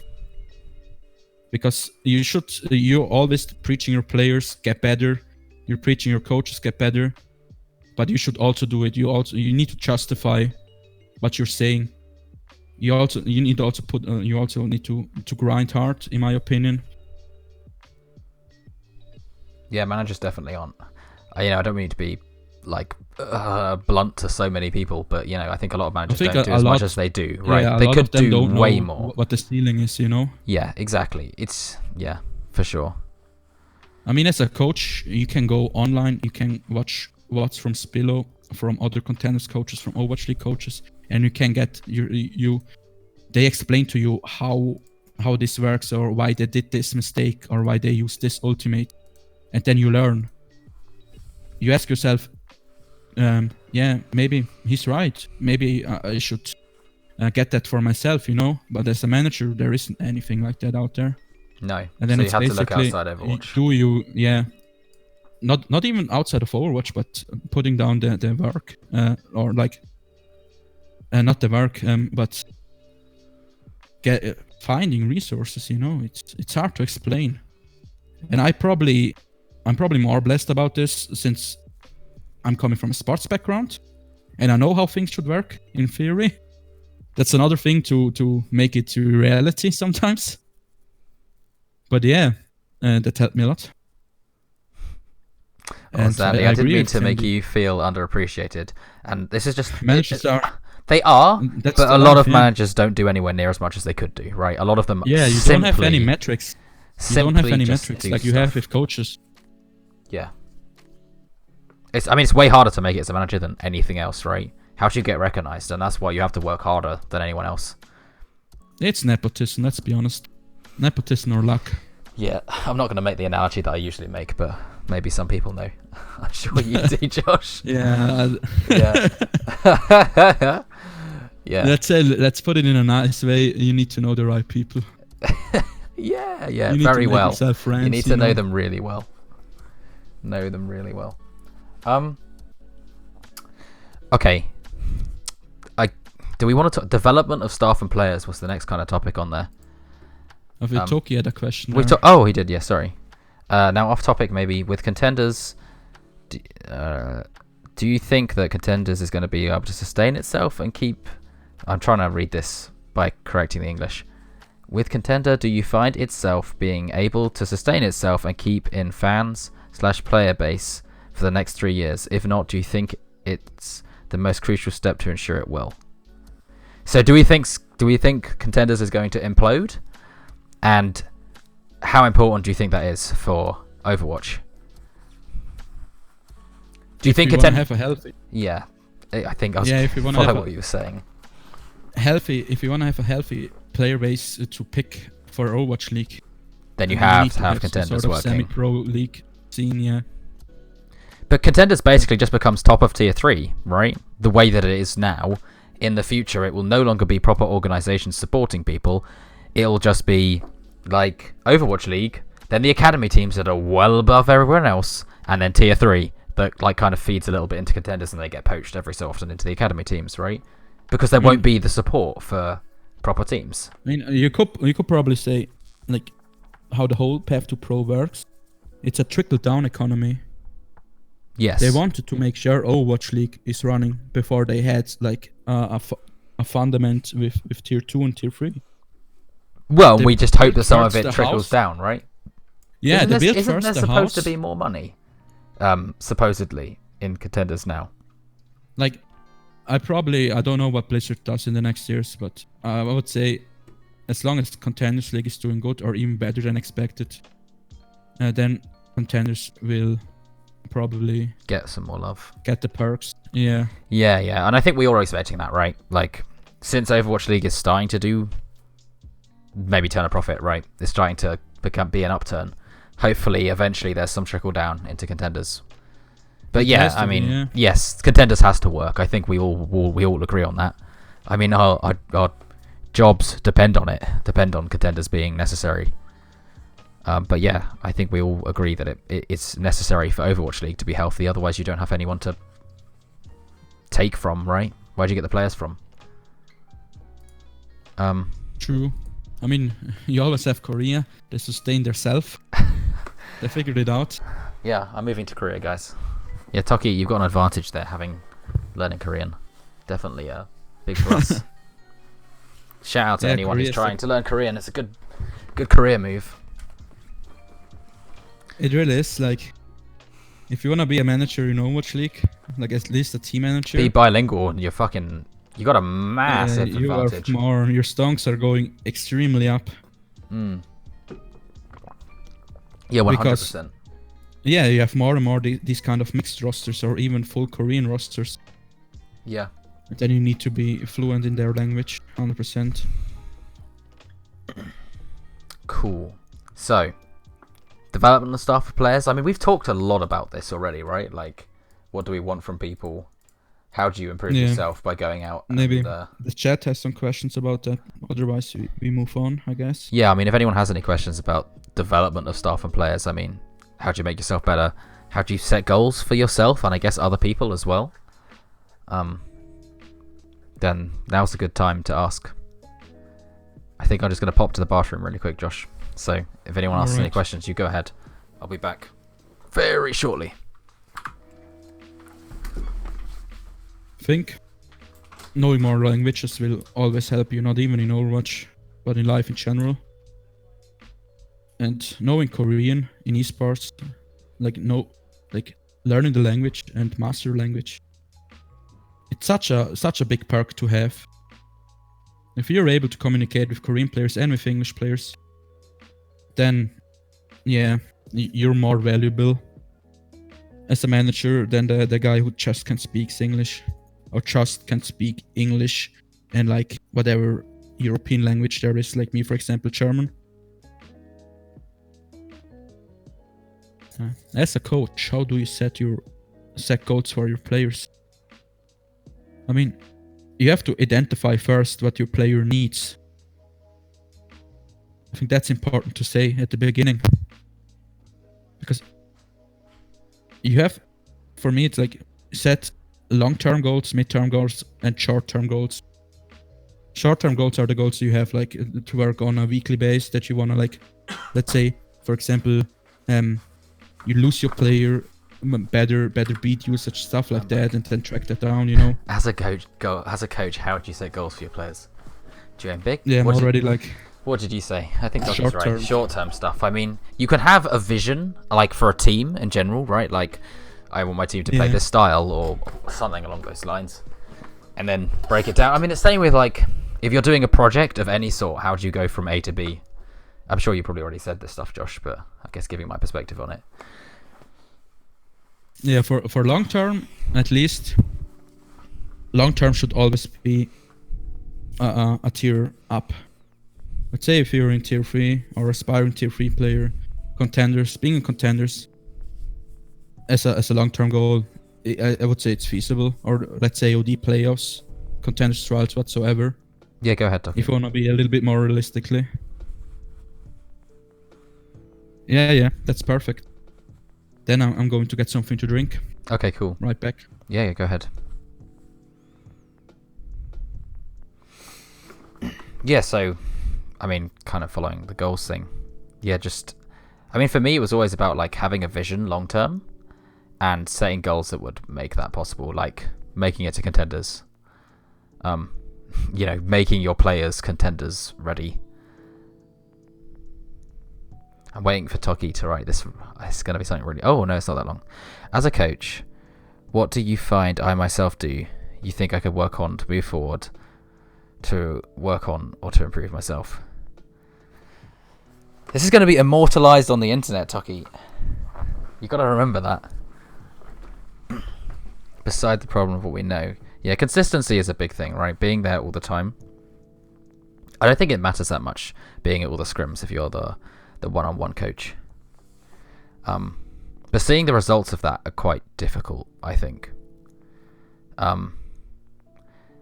You need to work closer. So as a one-on-one coach, I'm just like going to generalize this, but this is kind of specifically aimed at you. It's really important that you work really closely with your other coaches, and they want to work really closely with you.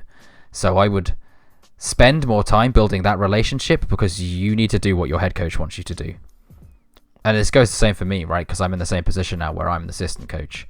You need to have a really close relationship with your head coach. You need to be asking them stuff all the time, so you know exactly what they want, right? What their vision is for the team, because ultimately they're the one driving the car, right? So, because you're there to implement their vision, right? Not your own. So you've got to, I guess you've got to learn to be able to be that second man before you can be the head coach, right? Be able to follow someone's instruction and to be able to interpret what their vision is and make it happen too. And that's part of the reason why being there at the scrims more frequently is something that will help a lot, because you see what they're talking about. You start to read between the lines of, okay, well, look, they've said this thing 16 times now. I really need to get my ass together and fix that issue, right? So I hope you can read between the lines of what I'm saying here, right? I think you need to work closer with your head coach and try and interpret what their vision is and what they want you to do.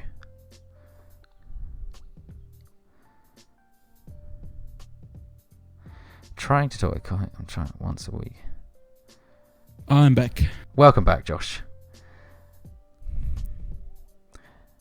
I don't know if we're going to talk. Is there anything else you want to say about development of staff and players? I think we talked about a lot about player development. I talked a little bit there about staff development with Toki. Once a week, of what they want. It's an important thing. Needs to most work. Where I put my focus, bring up. Important is to understand that things don't change overnight when you say something or they do something differently. Mm-hmm. It has to be consistent again. It always comes down to the consistency. If you're doing something consistent good, then you're good. And I guess as a coach, as we talked like at the early beginnings, to identify or to justify if you do something good or not, it's like the self-reflection you have to have. Yeah. Like, as we discussed, having talking too much, talking too little, knowing what you're saying, if you're putting enough time into trying to understand, to learn the game, if you want to be a leader as a head coach, if you want to be more niche, whatever it is. I think it's a lot of self-reflection and trying to understand what other people do and what you need to do. Mm-hmm.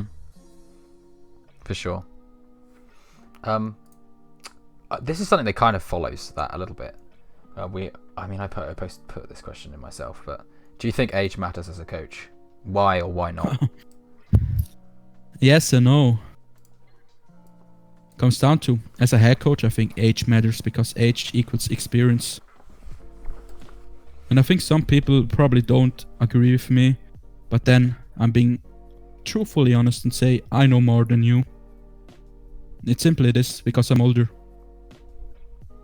And I made my experiences and I somewhat of successful in what I'm doing. So age matters in terms of you being a head coach. Like can relate, especially relating to players' problems or your staff problems. Because you can only relate to it if you experienced it. Like we said, it's more of a managerial role than it is. The question I asked Coffee Man was, does age matter or not matter as a coach? As an assistant coach, I think age doesn't matter at all. Mm-hmm. There's this one kid in Atlanta, Rain, who joined their team when he was 16, I think, or 17 as an analyst. So yeah, as you can see, it really depends on the person. If you're on a young age already mature enough to do the task and can handle the task. So for me as an assistant coach or as an analyst, age doesn't matter that much, but it's appreciated, let's say. As a head coach, for me, age matters the most.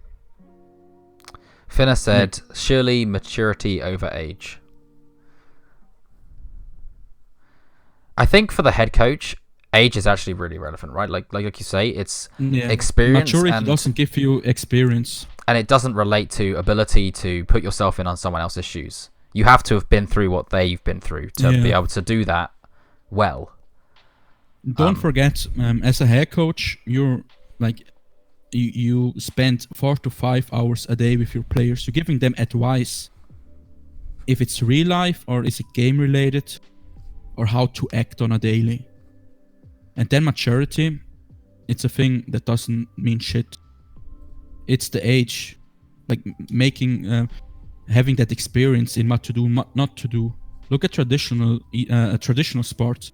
Do you see a 15/16-year-old guy being the head coach of a semi-pro/pro team, or in American football, basketball, soccer, baseball? No, you don't see it, because it comes down to experience.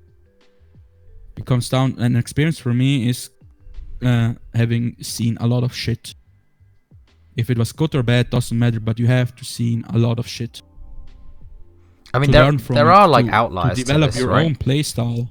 There are definitely outliers, but I think, Yeah, sure, 100% there are some. But there's always outliers, right? Exactly. Yeah. Right. And as a head also, coach, back it's to the different. question, you can also come back. Oh yeah, but the teams can make it to contenders. Look at Clockwork Vendetta. Clockwork Vendetta was a 1 in a million thing. That doesn't happen that fast anymore. Like with the new system, 100%. But if the system would have stayed the old way, then Clockwork Vendetta was a 1 in a million thing. There were so many circumstances that were right for them at that given moment, with all the power creeps on their hero they played, and goats getting weaker and weaker. And it probably goes down for the same as saying a 16, 17-year-old can be a head coach. Yeah, he can be. And there are 100% people out there doing a really good job at that. But overall, if I can choose a head coach with the exact same mindset, the exact same maturity, but the difference is the age and the experience, then I will always pick the older guy. Always. And like we say, specifically for the head coach position, it's more pertinent than anything else, right?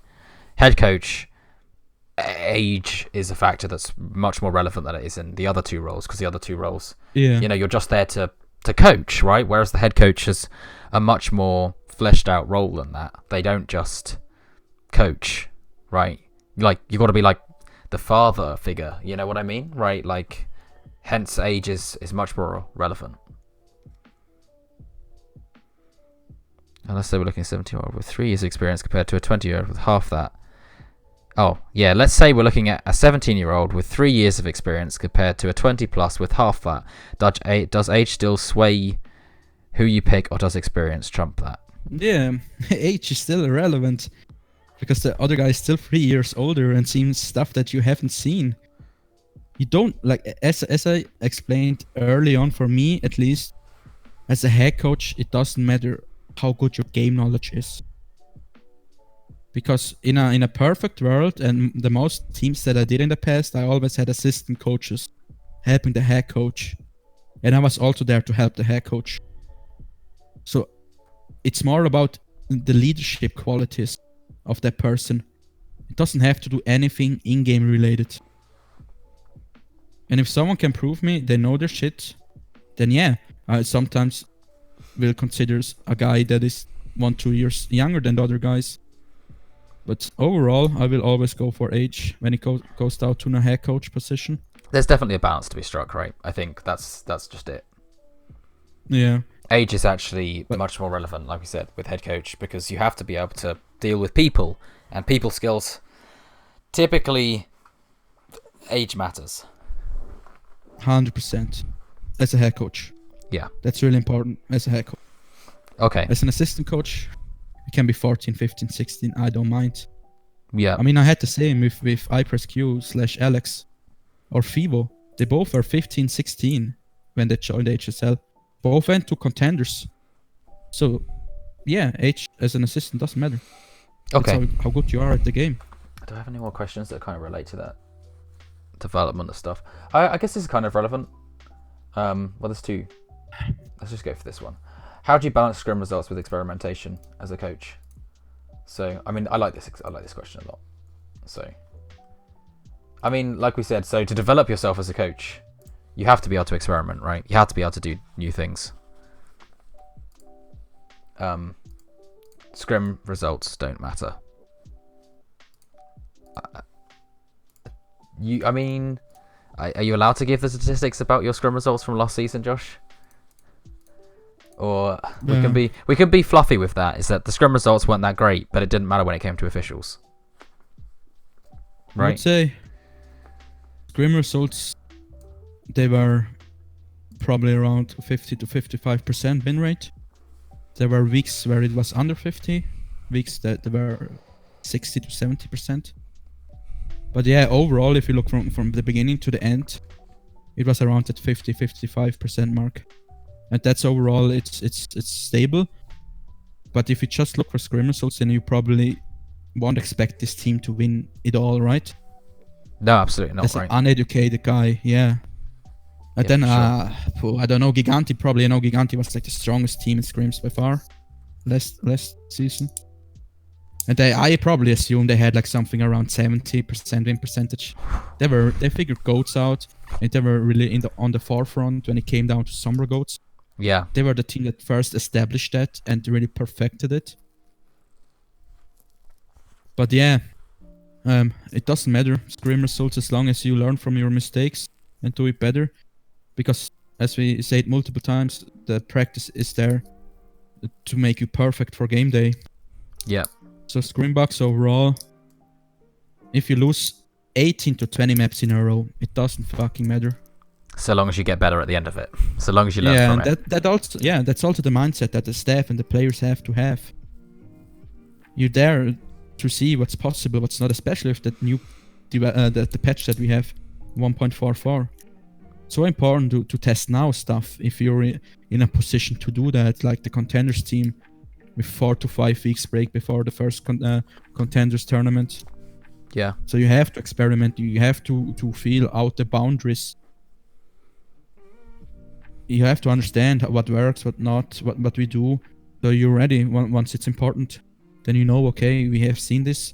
We know what to play against it and how to play it, and then we win. Easy as that.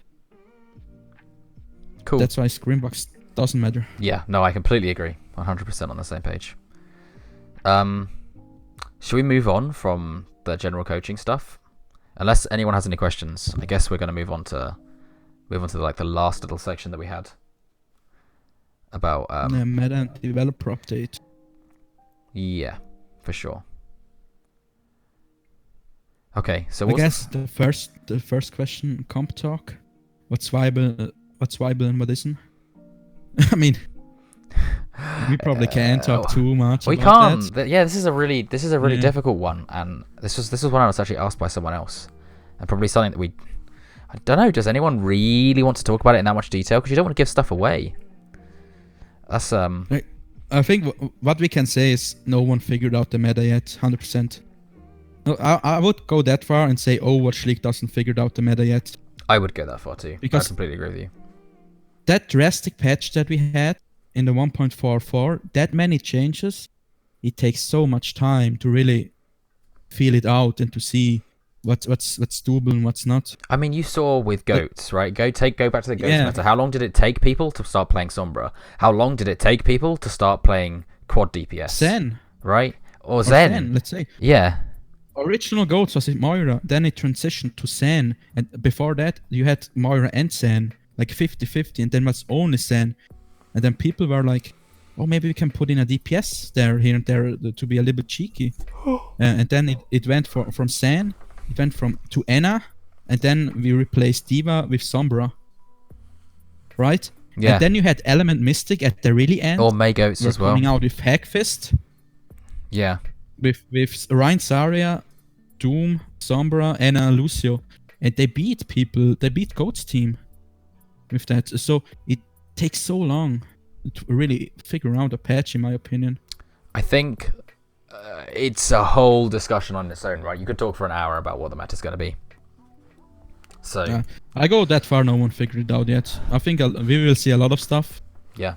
Well, we'll see. Some teams, it's only 6 days away, right? First AL game's on the 8th. Is that true? I pretty much assume, on this weekend, next weekend. I pretty much assume some teams will have, like, at the end of the day, probably most teams play the same stuff, but with other supports and DPS heroes. Yeah. Cool. How do we think okay, so the hero bans that's probably the most interesting one to talk about, right? Because we don't even know how that's going to affect us, right? Am I right in saying that? True. We have no idea how that's going to affect contenders, but Overwatch League, I mean, it's going to be a whole new challenge. An RNG element, I would say. I mean, that's exactly what it is, right? Why would you add randomness to it? Just to spice things up? It's not 100%. It isn't 100% random, because they take the data and see what's played the most, and then they ban these specific heroes. But I think you will have a bi-weekly meta then. Let's say if every team plays exactly the same this weekend, and this stuff is getting banned, then on the second week you have all the teams playing something different, but also probably the same at the end, and then these heroes getting banned, and then you're going back to meta on week 1, and so on. If the patch doesn't change up, of course. If the patch changes drastically, then we will see new stuff again. But I assume you will have something like a bi-weekly meta, or like a soft bi-weekly meta, because people then will also have prior knowledge about the meta they played, and they probably adjust to it and have game footage and so on. How early do they release the hero bans? Have they released the hero bans for this coming week already? What I've seen, but don't count me on that. I think the first month there isn't any hero bans at all. Okay. Yeah, I wouldn't. Do you feel it benefits some teams that have better players but worse team play, like Shanghai over Titans or Shock? Almost certainly, right? And it's also going to favor people with hero specialists. Well, not favor. It could be like really up or down, right? If they've got someone whose hero just suddenly pops into meta for a week, suddenly they look really good for picking up a player that's super good at, say, Tracer and can only play Tracer, and suddenly Tracer's really good for a week because Brig and McCree happen to be banned at the same time, say. They said that they're going to let our teams know at least 1 week in advance. Okay, cool. That's good to know. But that's really not long. 1 week. You've got 1 week to flesh out a meta. It's crazy, right? It's just really, really hard. Yeah, you have to, like, the whole coaching philosophy and the whole thing you built from the start to now. And then, like, you did all the scouting and the new players you signed. You did that based on the current circumstances. And now you have such a big RNG element into it. Yeah. I think it makes it really hard, and I think coaches have to reinvent themselves to be still in talks about being a good coach. You have to start thinking about cheeky strats here and there. You almost probably have to have a strategy folder somewhere, Yeah. Oh, yeah. These random, all of these different random things could work. Yeah. Yeah. You at it's least hard. then have a foundation where we can go off.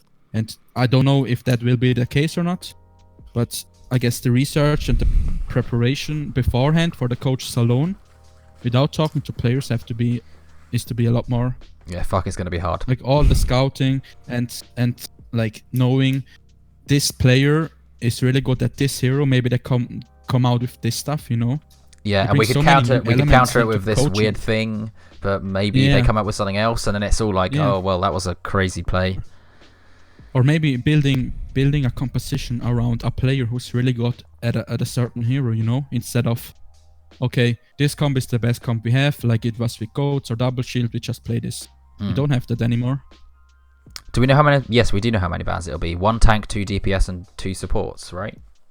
No, it was 1 or tank, is it 2 DPS, 1 support. Okay, yeah, so it's 1, 2, 1. Yeah. Yeah. So yes, we do know how many bans it'll be. Do you have any closing remarks or anything else you want to discuss before we call it a day, Josh?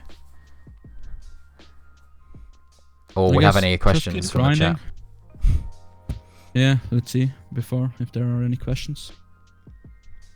Because we're pretty much at the end here. Oh, this music's pretty chill. I'm enjoying this, actually. I've quite enjoyed listening to this chill music. Don't do this very often. To the lo-fi? Yeah, it's nice. Yeah, I'm on the same playlist. I started it when you started the stream, so we're probably on the same page. Oh, I put it on a shuffle. I put mine on shuffle actually, so Oh, okay. probably not on the same thing. Okay. What's the lump on? It's a pillow.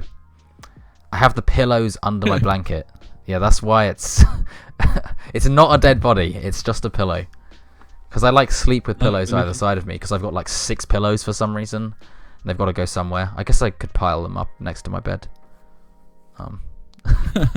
There you go. Okay, closing statements, Josh. Go on. You go. You can say keep grinding.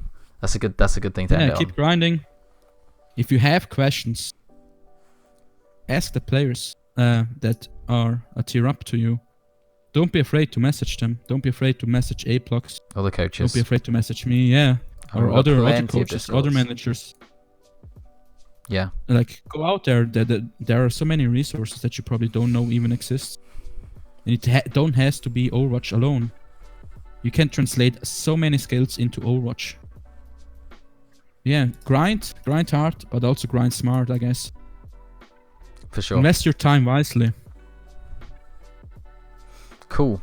And follow Josh. I can't point to him. He would be over there if there was another person here, but he doesn't have a cam yet. So follow Josh on Twitter at what are you? At Soshi.